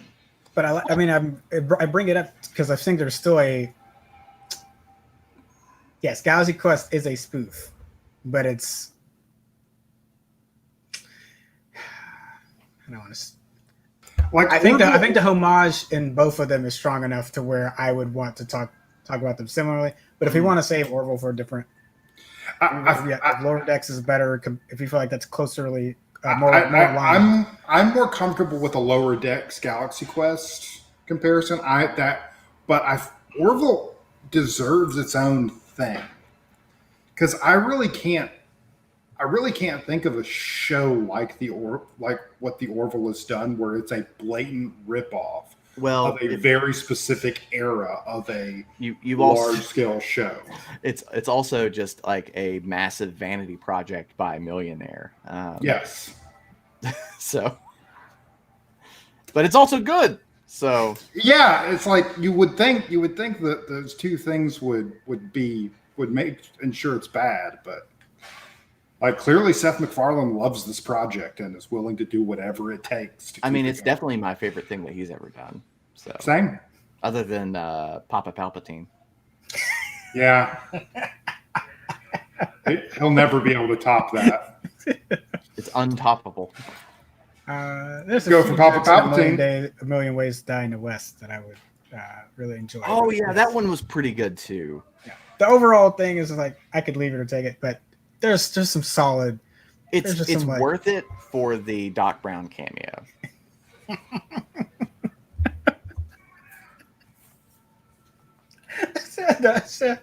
I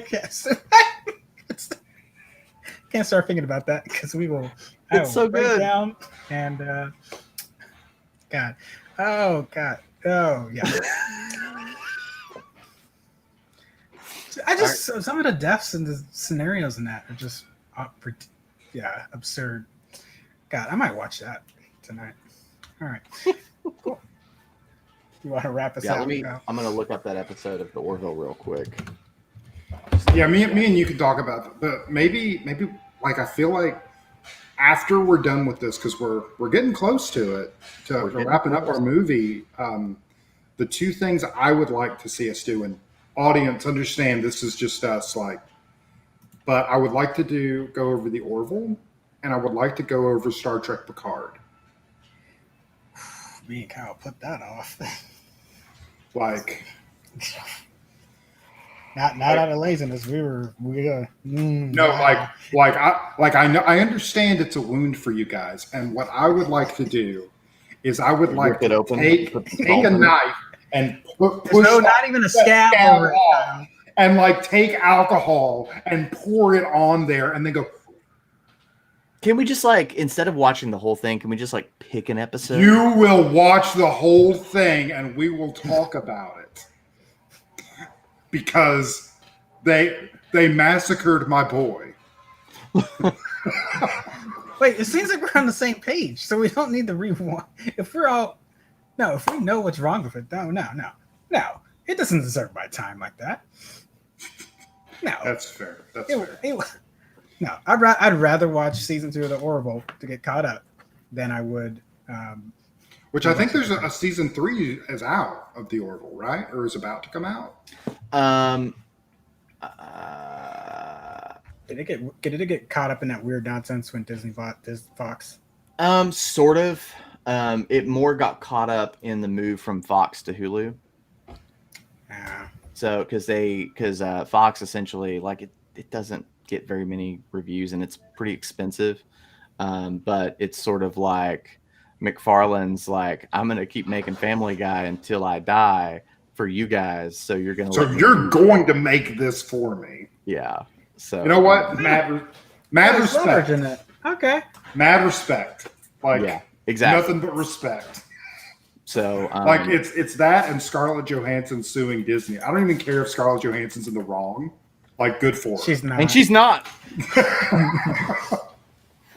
But it's episode 3 of season 2 called Home. Fantastic episode. Okay. And by the way, people who write for this show is Brandon Braga, David A. Goodman, who he wrote a lot of Voyager. He wrote a lot of Enterprise in particular. Let's see.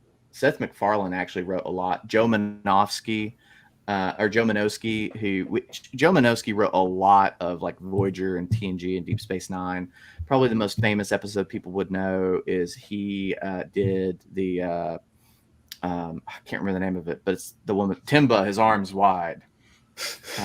By the way, one of those is coming in Lower Decks. Yeah, the new security officer. Yeah. And nobody knows what the hell he's talking about. It's fantastic. Orville season 3 wrapped filming this month, so no word on a release date. Yeah, because I guess they did have to. It got delayed, and then COVID happened. So. Yeah, I can't fault them for that one. Cool. I would much rather talk about the Orville than Star Trek Insurrection. I mean, same. But next week we'll talk about Galaxy Quest, and then contrasting with Lower Decks. So, and to give everybody a preview of what's next, it's Galaxy Quest, Nemesis, Star Trek, Star Wars, Into Darkness, Star Trek Beyond. Which, by the way, I have to spill this tea. So I was texting Zach about this last week. He's been on vacation in prep for the convention, and you can harass him for this, Kenny. Is he texted me and he was like, so I just watched Into Darkness and Beyond, and I gotta say I like Into Darkness better than Beyond, and I wanted to flip a table. Was he joking? No, I don't know if he was doing it to get a rise out of me, but he got a rise out of me. That doesn't get a rise out of me. It does confuse me.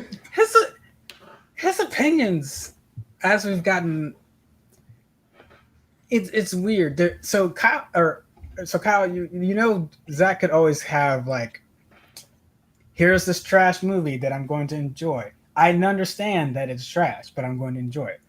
Yeah, I can respect that. But that has now morphed into, really, it's a masterpiece. this thing is good. Because we've had the Snyder conversation, we've had the Snyder Cut conversation. So many Snyder Cut and I'm like, it's like, Zach, I love you, but what? He likes the Snyder Cut? He likes the Snyder Cut. He loves the Snyder Cut. He's watched it like 3 or 4 times at this point. I can't commit. Batman vs. Superman, the director's cut, is one of his favorite movies of all time. I don't know what's happened. Maybe the writing was always there. Maybe that's really what it was, and I just ignored it. And I thought, we're both cinephiles. We have a healthy percent. We can talk the same language, and we don't talk the same language anymore. I know. It's like people get to like things. Like, so if people want to like really dig on like a type of movie or whatever, that's fine. I really like Star Trek V. It's a terrible movie, but I like it. I can respect that. It's like I'm fine with a movie that I know is terrible that I enjoy. Like I could just rattle off a whole list of 90s thrillers that are pretty bad, but I absolutely love them. Like you just watched Face Off not too long ago, right? Yeah. Oh yeah. Because sometimes it's 90s, so it's actors just getting to ham it up, and you're like, so good. Sign me up. Denzel and Gladiator guy, Russell Crowe. It's like virtuosity, I think is what it is. Oh man, nonsense. I was thinking of Demolition Man, nonsense. but that it's absolute nonsense. I will watch it every time it comes on because or Assassins. Oh god. Hey, I watched that movie not too long ago. That movie's a lot of fun. It's a lot of fun. I keep wanting to watch. I haven't watched it in a while, but I keep wanting to watch In the Line of Fire with Clint Eastwood and is that where he's like Secret Service, right? Yeah, and like the president murders a woman. And something like that. But it's no, it's not that. That's a different one. Where Clint Eastwood is a different Secret Service. It's what's his name? Being John Malkovich. John Malkovich is the bad guy, and he's got this like wooden gun that he's trying to kill the president with. He's like a psycho, and he's wanting to kill the president, and he's got this wooden gun that can like get through all the metal detectors, and it's absurd. So he is also still playing a Secret Service detective because John Malkovich. Well, I forgot how many people were in this movie. Rene Russo, Dylan McDermott, Gary Cole, John Mahoney, recently passed, and Fred Thompson. That movie doesn't deserve to be downloaded. And Wolfgang Petersen's the director too. Oh gosh. Yeah. It's great. It's not, but it's great. I enjoy that movie just so much. I need to rewatch it. But anyways, we may have to do a new segment of just like awful watch. Yeah, just like what awful movie are you watching? This week for me would be Black Widow. Oh, shots fired. Yeah, that movie.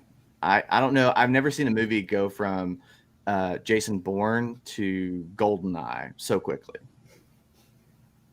Which actually, that's unfair because I just named two good movies. What's the fourth Jason Bourne movie with Jeremy Renner?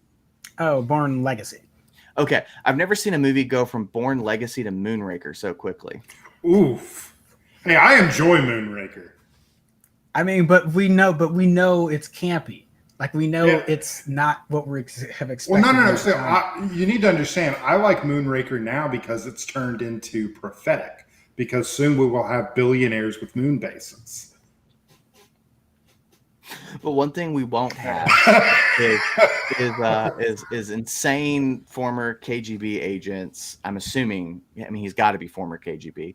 Anyways, insane former KGB agents with a floating like cloud fortress who's flying under the radar. I lost my mind when they said that line. When they said that, I lost my mind. That's not how radars work. Like at all. It's not how they work below the radar. If you're saying it's a jammer, if you're saying it's a jammer and it moves around the world, maybe I could accept that. But they're trying to do it. Yeah, the pun that they hit. There's like literal radar that exists that would detect it. It's at cloud level. Yeah. What are you talking? Like, what is happening? It would have been better if it had been in space. Somehow it would have been better. It would have still been better if it had been in space. Yes. I would have, like, by that point, why not? And just take a car and launch it and get up there somehow. All right, so you know what's and they had the audacity after they do that to cut to the scene of the Black Widows and it goes Red Room on top of the screen. Well, no shit. The room has got red lighting in it, and it's the thing we've been looking for the entire movie. Is this the Red Room? So, you want to know something really sad? I've not watched Black Widow. I didn't care one way or another. I'm kind of like checked out from most Marvel movies. But for the better. That's where I'm at. You know what popped up in my various news feeds things the most about Black Widow? The only thing I know that was spoiled for me for Black Widow, they made Taskmaster a woman. That's what filtered up. That's what I got. And I'll bring up what we talked about in our thread, is that wouldn't have even been a big, it's not, the twist there is not even the problem. But what you're trying to hit us with is like, who, this child that died in a flashback of this movie I'm just now getting into, of this character you haven't really developed well over this series of movies, I'm supposed to care? No. And that's why I said, even if you split this into two movies and you've had an original movie that does Budapest, and that's a whole nother thread that we should have a conversation about movies that are so concerned about telling a story about a thing that they keep referencing off screen and never show you the thing that happened off screen.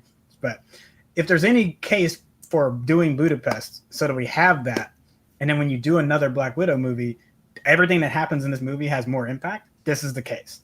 Because quit referencing Budapest and trying to make reference to it, which they do in this film more, and then it's like, but you've never told us what happened there. So there's like one a 2-minute flashback, and important problem with that, Kenny. Jeremy Renner and Scarlett Johansson are done. How's that their fault? Marvel's making these. No, it's Marvel's fault. I'm just saying, like, we're never getting a Budapest movie ever. No. I'm okay with that. It's never. Yeah, I'm saying because Kyle was also talking about how frustrated he is that this came out at this time, and I would also say even if this had came out at Civil War and this was still the same plot points, I'm still going to have an issue because you're asking us to care about people that. Who is this person? It's a child that I saw for a glimpse. Yeah, like what? maybe do like as I was saying off mic is like, oh yes, let's show this thing in a flashback that's also just a knockoff of a better scene from a better movie. Because it's an obvious rip off of Munich. That happens here, and it also like bleaches it of any kind of meaning or import. Like I don't know, like one, they should have either referenced it in another movie, or they could have shown this as like a prologue flashback or something like that, instead of the prologue flashback that we got. Yeah. So I can understand having, and really the prologue flashback that we got was pretty good, so I think that's an okay call. Sure. But it just... I'm sorry. I don't know whose fault this is, but it's definitely one of our faults. This is a Star Trek podcast. And it's fine. Like I'll cut this into a separate video. It's fine. Okay. The actual podcast won't be this. We'll just... Okay. This is special. It'll be a special video. Okay. But this is, I mean, these have been things that have been driving me nuts. And I got to talk about them once. So tip for dealing with things like that: get a wheel on your belt buckle. A wheel? a wheel. Because it's If driving. I mean, shut up. But here's the and people. I know people are gonna be mad when I say this. I don't care. Because as a reviewer, I'm done. And what I really need to do is to stop being nice about it. Because I feel like I've just been like, yeah, cool, enjoy whatever you enjoy. No, don't be nice about it. And I'm just. But the other thing is, like, I don't want to just be angry kind of the entire time either. Like, because that guy is exhausted also. But people, you're liking trash.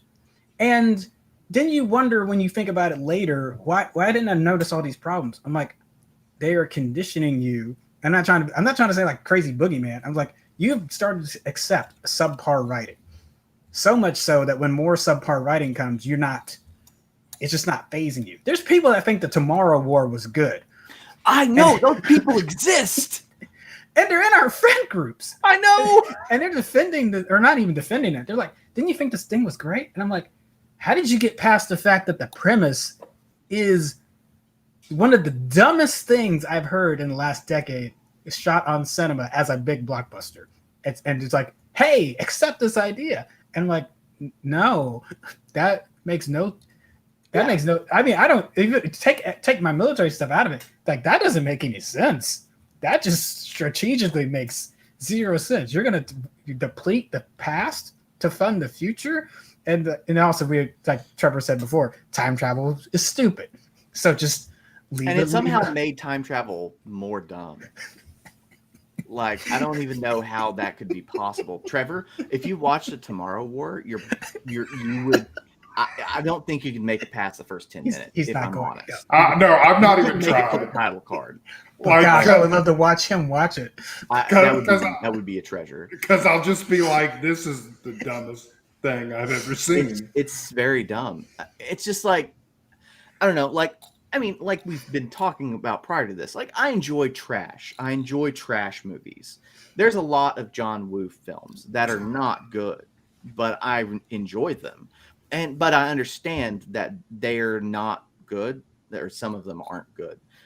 It's just that, like, different people like different things. So I'm not going to judge people or try to shame people if somebody likes a bad thing. So, like, say the Zack Snyder movies, for instance. You can say a lot about a lot of Zack Snyder stuff, but regardless of whether they are good or bad, there are people that enjoy them, and they exist, and they're obviously fairly, they make a decent amount of money. That's fine. People want to like those. Those are okay. What you can't do is tell me that, like, one of these movies is like as good as Lawrence of Arabia or whatever. Like, you can't tell me that any of these bad movies are equivalent to a good movie.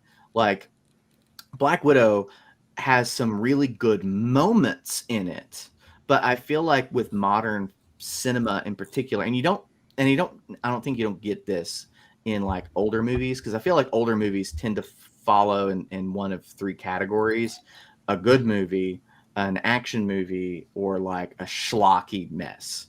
And I enjoy a movie that's unpretentious about being schlocky, like a good horror B movie or whatever.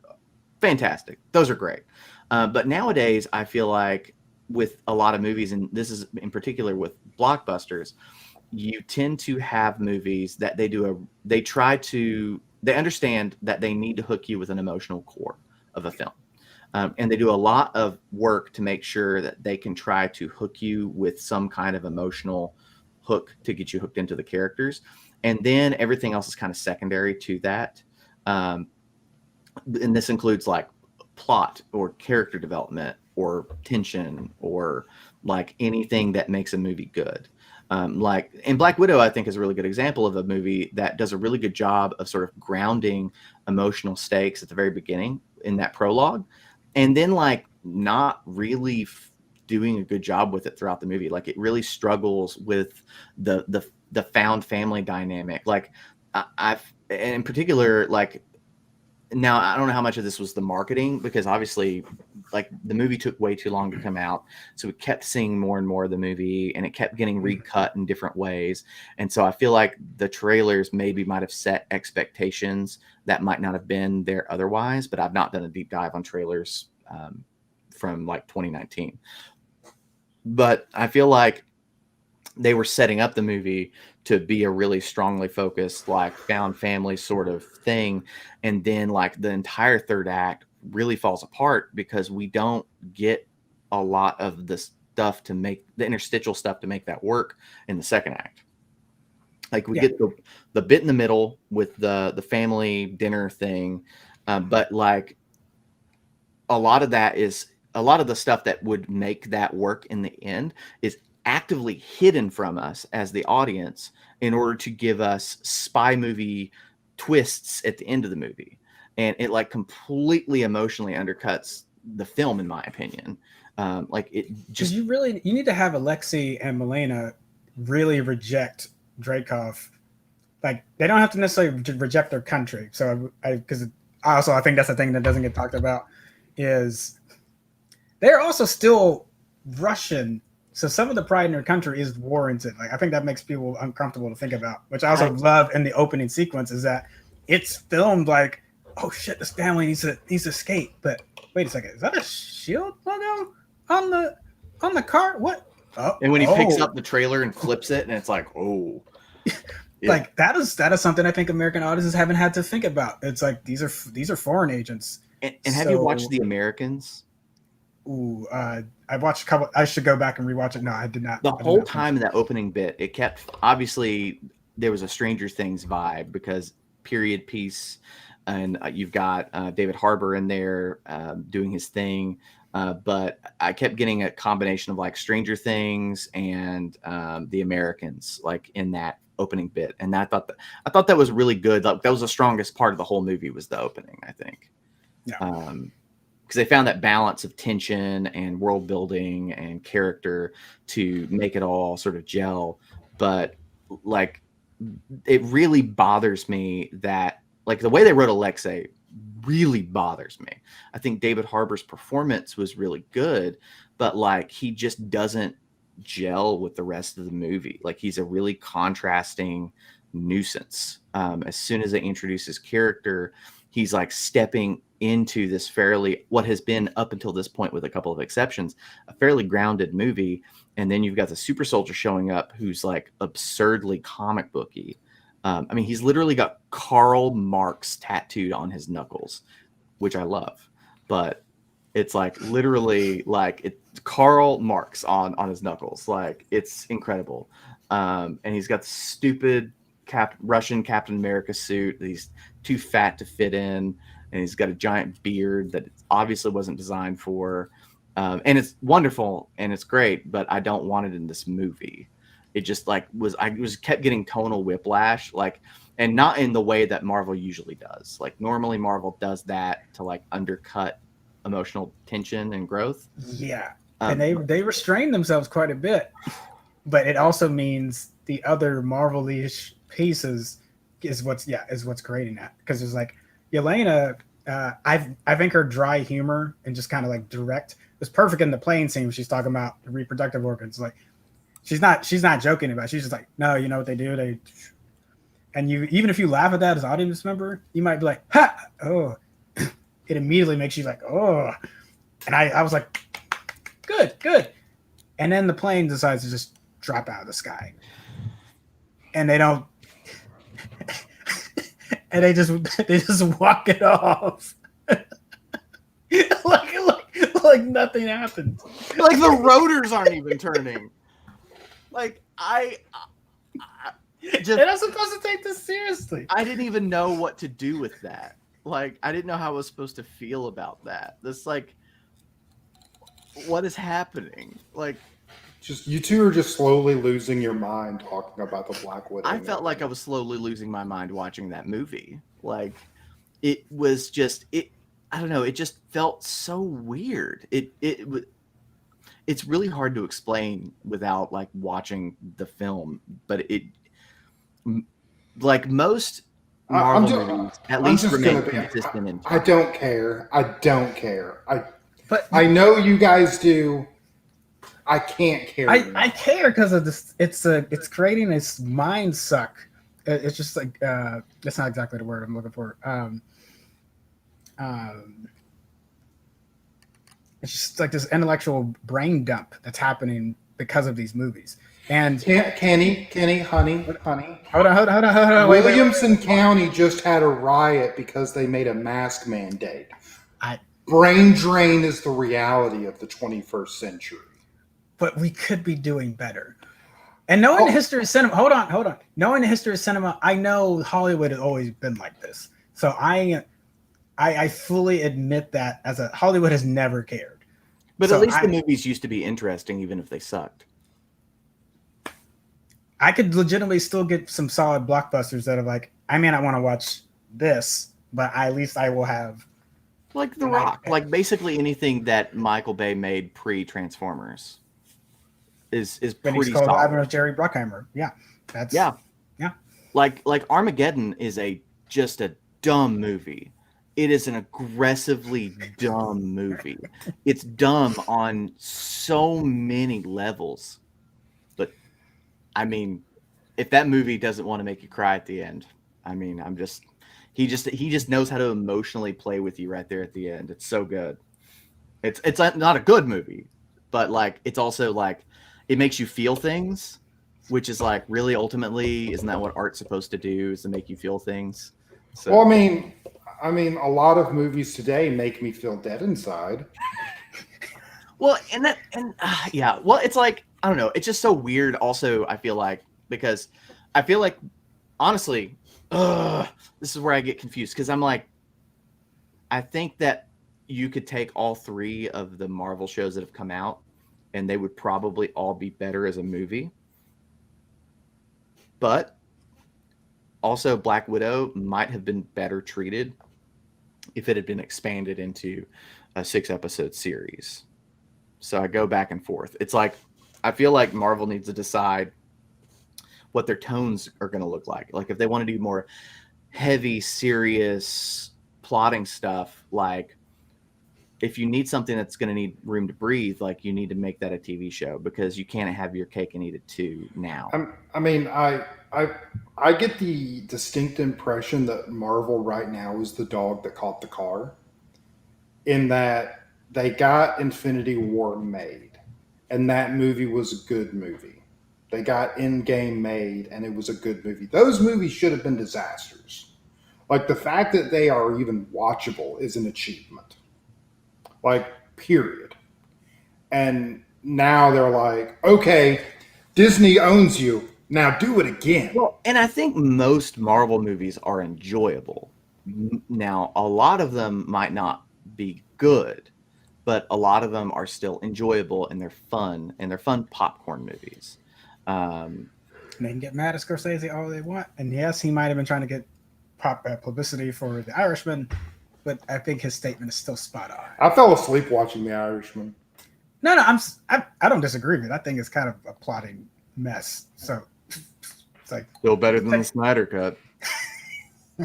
yes, I'd still rather give 3 hours to The Irishman than the Snyder Cut. At least The Irishman at the end makes me think. Like it's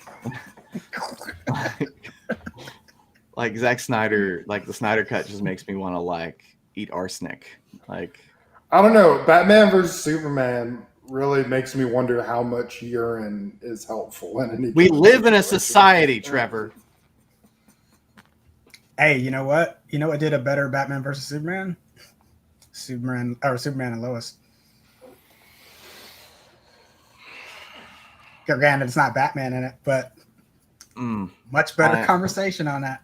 I am on episode 10 or 11, I think, of that show. Wow, you've devoured that show. It is so good. Wait, It's 11, is that the flashback? yeah, whichever one was the flashback episode that turns out to not be a flashback. It's so good. Oh, Yeah. It's really good. It's like it's hard to explain because I don't want to spoil anything about it because it's absolutely deserves a watch, like a full watch. It's really I may have to watch this show. It's really Yes. good. Like, and it's good in the ways that CW shows are good, and it's not okay. Because so like CW shows obviously are like a type. No, They're- I love Supernatural. At least the Yeah, first few seasons. and like when shows like Supernatural or Smallville or Arrow or what have you are good, they're good. Like they can do things, but oftentimes they get bogged down in overly complicated melodrama. A lot of times the drama is generated based off of withholding information from characters. You'll have character A knows something, character B doesn't know something, and the audience knows what character A knows, and there's a tension that develops between those. And in a show with secret identities, that's a pretty common trope that you have happen. And the show has been very clever in knowing how to navigate that tension. Well, they've got a lot of experience with it at this point. Yeah, well, they know how to not do it badly, is what I'm saying. And they know how to balance the teenage angst melodrama with the family drama stuff. So it's interesting, and it's different in a way than I expected it to be different. And but it still maintains sort of like the stuff. Like if you like Smallville, you're gonna like Superman and Lois. But if you didn't like Smallville, I still think you're gonna like Superman and Lois. Yeah, Like- I didn't really like Smallville, except for that banger of an intro.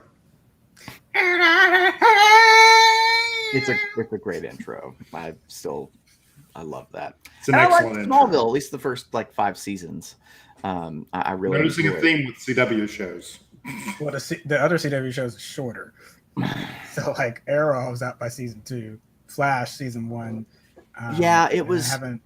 Flash, I was done by season 2. It was like after they had the bit where it was like whatever the girlfriend's name was, like, she's gonna die and I gotta learn to stop it. And it's like, but haven't you learned to stop messing with time, Flash? I was just out. I will shamefully say I lasted longer than you guys. In season 3, the main villain is a god from the future who's Barry. What? Yes, he's the Man. god. He's Godspeed. yeah, but it's also Barry. Well, I didn't make it that far. Yeah, See, and the main thing is, around the time when I figured that out, I was like, This is stupid. I'm out. and it's I'm out. Arrow. Arrow is so the reason I gave up on the Flash is because by the time I gave up on Arrow, because it had already been out for a bit, so I was like catching up. So I was finishing season 2, started season 3, and was like, this is a pattern. And I started noticing it in the Flash, and I'm like, nope. So I didn't give season 2 a chance. I watched an episode of Black Lightning, watched a little bit of CBS Supergirl before they made the switch over to CW. Yeah. That's it. I watched some of the CBS episodes of that as well, and I didn't hate it, but it was like, this show's not for me. Yeah, So- that's Which is fine. and the thing that makes me the angriest about Arrow, at least its early seasons, is that they killed off the most interesting dynamics of that show, which was like the intergenerational conflict in that first season of Arrow was the best part. Yeah, you're gonna like Superman and Lois. And they just keep killing them off, and I'm like, why are you making it nothing but young people? Like, You're gonna like Superman and Lois a lot. I mean, I know the one of the core conflicts of the show is intergenerational conflict, which I do think is desperately needed to be mined in comic Say books. it's the central. It is the central conflict of the show. Oh, is the bad guy Superman's son? No, No, just but you'll just see. It's so good. But it's like, I don't know. I feel like there's like this show was like designed for me. It was like made in a lab specifically for me because it's like got everything I've ever wanted in a Superman show, and it's just great. Like Clark Kent dealing with fatherhood and Well, yeah, you've got Clark and Lois dealing with fatherhood and like the whole like one of the central tensions of the show that is like how you were raised does not mean that that's how you have to raise your own children. Oh, And exactly. So that's a whole other thing. oh, You know, especially when you interject superpowers into it. oh. So you've got that going. You've got a billionaire hollowing out rural America. You've got Thankfully, nothing like that would happen in the real world. right. You've also got the same billionaire hollowing out the Daily Planet, and the death of journalism and objective truth. You've got the intergenerational conflicts. You've got just really smartly utilized Superman powers, and like the bad guys. It's like, and all the problems aren't problems Superman can punch his way out of. Perfect. That's when Superman's at his best. That's when Superman's at his best. But that's also when the title of the show becomes very apparent, is that Lois is not there to just give a insightful piece of information that he can use. Her investigation is key to this. It is Superman and Lois. Yeah, yes. They are both the leads, and they have like critical like information, like they have critical plots. Both of them do that are important to the A plot. You've got I'm thinking there's other things too. It's just like really nice to see. I like the way that they have done this Superman, because I feel like for a long time, like everybody's been struggling to try to get back to doing a Christopher Reeve Superman that's not like just a rehash of the same Superman that we've seen. And I think this one does a really good job of striking the balance of showing a Superman that is capable of human frailty, a Superman that is very human, that makes mistakes, that's not perfect, that is, he's capable of human frailty, that. But he's also like super kind and generous, and he is like someone to aspire to be at the same time. So this gave me an idea for an episode of just a nerd union thing. I don't know where this would be, but there are two shows that I do think warrant comparison because they're talking about the same thing in radically different ways. Really, three shows: Superman and Lois, The Boys, Incredible, or Invincible. And I feel like talking about those three shows in the same context because they're all talking about the same thing. Yeah, I'd be good with that. Yeah, The Boys and Invincible don't overlap as much, but if you were to draw a Venn diagram, Superman and Lois would overlap those two. Yeah, they would. I really have problems with those shows. So I really like both those shows. I haven't seen Invincible yet. Amber in Invincible is exactly the problems we just highlighted that didn't happen in Superman and Lois. Okay, that's fair. Because literally she says things that you're like, wait, so you do know you do get what's going on. She's a jerk. She's a jerk. No, I was like, this is terrible. Why is this character here? Because Mark's got enough to deal with. Yeah.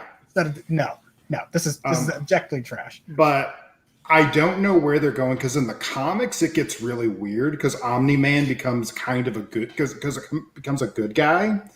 I hope they don't go that route. But at the same time, one of the interesting twists that I do hope they do with Invincible, which I'm going to spoil the crap out of Invincible. So warnings on the Star Trek show for anyone that still have people watching it. So. It is that eventually you discover that their race has been wiped out by a plague, and so there's like maybe 100 left, and that humans are one of the few races they can breed with and repopulate. So this huge like epic war looks like it's about to take off where everybody's dying, and then the bad guys go, all right, we'll stop. We'll completely stop. What? We'll completely stop. We'll dismantle the empire. It'll all stop. Really? Yeah, but you have to let us live on Earth. What? And I do find that a very interesting plot line, because you've got a bunch of genocidal monsters living on Earth. Right. I'm saying I still want them to go through that process to get to that point, so that yes, that so I don't know how I feel what they're going to do with Omni-Man, because I don't like when he just F's off to another planet and has another family. I think that's weird, and I hope they don't do that. Oh, if you mean that, okay. I would agree with you. That is a bit. But I do like the idea of Omni-Man being in this perpetual, like, what am I gonna do? Man, you need to watch Superman and Lois. That's what we concluded from this. Okay, but it's real good. Also, please don't do Invincible War. If don't do it, it's a bad idea. It's really weird and confusing. Please don't do it. One of the things I've really enjoyed about like sort of like as people play around with like the Superman archetype and Kryptonians and stuff like that, and I don't know how much of this, I'm curious to know if any of it is, because I don't know the history of Superman as well as I wish I did. I don't know if, say, Superman influenced Dragon Ball Z, or if Dragon Ball Z influenced Superman, but the idea of essentially Kryptonians as Saiyans is a fascinating idea to me. And like I do, and there's really only two like storylines or two properties that I feel like do this well, and that's X-Men and the Superman stuff, where you basically got these like living weapons, like these human beings are basically human beings that are like godlike, and they're just walking around and they can do whatever they want. And like I do find that a very interesting, because it's an interesting moral conundrum, and it's what Batman versus Superman tried to address, but failed. Superman and Lois also will address very well. And that's another thing that makes Superman and Lois really interesting, is how it's in conversation with the Snyder version of Superman as much as it is any of the other versions of Superman, because it doesn't. I like. It's very smart in that it adapts a lot of the visual language of the Snyder movies. There's like a lot more handheld shots, and that like shallow focus stuff that Snyder likes to do, and the lighting is a bit more Snydery, although it is not as they changed. Not a bunch of lens flare, and the coloring is graded differently so that it's not grim and dark, but it's still that similar sort of I don't want to call it indie, but it's that kind of look, but minus the lens flare and minus the like dark mode filter, but it's got some of that vibe. You know, they kept the kinetic flight of Superman, like his liftoffs and stuff, that Snyder incorporated first, and they do other things like that. But one of the things it does, like that I find the most interesting, is the way in which it is in conversation with the personification of Superman as we understand it in the Snyder movies versus in this version, where like there's one episode in particular where like the son is struggling with like how to use his powers, and you know the moral tightrope that Superman has to walk daily. And there's a bit where Superman, like, it almost looks like he's going to kill all these people, and he doesn't.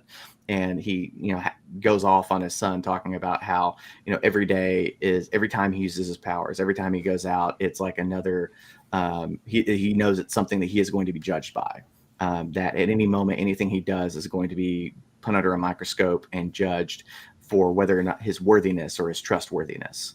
And it's a constant fight to make sure that he not only earns, but he retains the trust of humanity. And it's just a really interesting thing that it does, because that's not something that I feel like the Snyder Cut or any of the Snyder Supermans ever really explicitly draw out. And we never really see, I guess Batman. It has people debating it on TV, but it doesn't have, Yeah, you have to have your central character say it and have that like. Let's rewind back to Man of Steel. Even if we didn't agree with some of the character moments that got him to some of those places, he has to be the one to say that and have that realization, and we don't get any of that. If it's happening internally, cool, but we don't know. So yeah, and I feel like say like with Zod's death, with him killing Zod, I don't think that was that's obviously not unjustified. Like, no, not at all. Zod murdered a bunch of people and was going to murder some more people, and like that's not really a moral conundrum as to whether or not he's going to kill Zod. But murdering an entire ship full of Kryptonian embryos, like that's like a whole other thing that they don't even spend any time dealing with, like the implications Krypton had its chance of that. Yeah, exactly. It's like there's no debate around that. There's no debate around like murdering all these people in these office buildings. There's just a bunch of stuff where it's like they don't it's like he emphasizes the wrong syllable. If it were a word, it's like it's all in the wrong place. I don't get it, and I feel like it's just for the visual, and then the Superman scream at the end, and it's shallow. It's a shallow interpretation, and that's where I enjoy the Superman and Lois, because it feels like it either it started at a lot of the same questions that Snyder introduced that are interesting questions to ask, but it's answering them in a way that I find more compelling. Okay. Well, I think I'm not doing anything Sunday, so I'll probably try to give it a chance then. All right. Although I am planning on, if I can figure out a way to do it, but I want to do a big Stellaris game. But it would be 3 versus 3 versus 1v1v1, which is insane sounding, but in the world of Stellaris, it makes sense. Basically, it'd be 2 federations who are diametrically opposed, and then 3 different factions that are genocidal monsters. But in the universe of Stellaris, the genocidal groups, they get a lot of bonuses to compensate for the fact that everyone hates them and they hate everyone else. So it would actually be kind of even, but it would also be chaotic and awful and awesome. So, well, that sounds fun. All right. Do you want to go ahead and wrap it up, Kyle? Yeah. So, that was Red Shirt Rejects. If you want to follow us for more, you can follow at Nerd Union on Twitter or Facebook. You can follow me at I believe it's at JK_Nelson on Twitter. And you can't follow me anywhere. It's true. You don't at do Commandership pretty much everywhere. Cool. And next time it's not Stargate. Galaxy Quest. Galaxy Quest. You guys keep forgetting about Galaxy Quest. It's hilarious. I know. We were so adamant about putting it on the list, and then it's like we're thinking in the number order. That's what it is.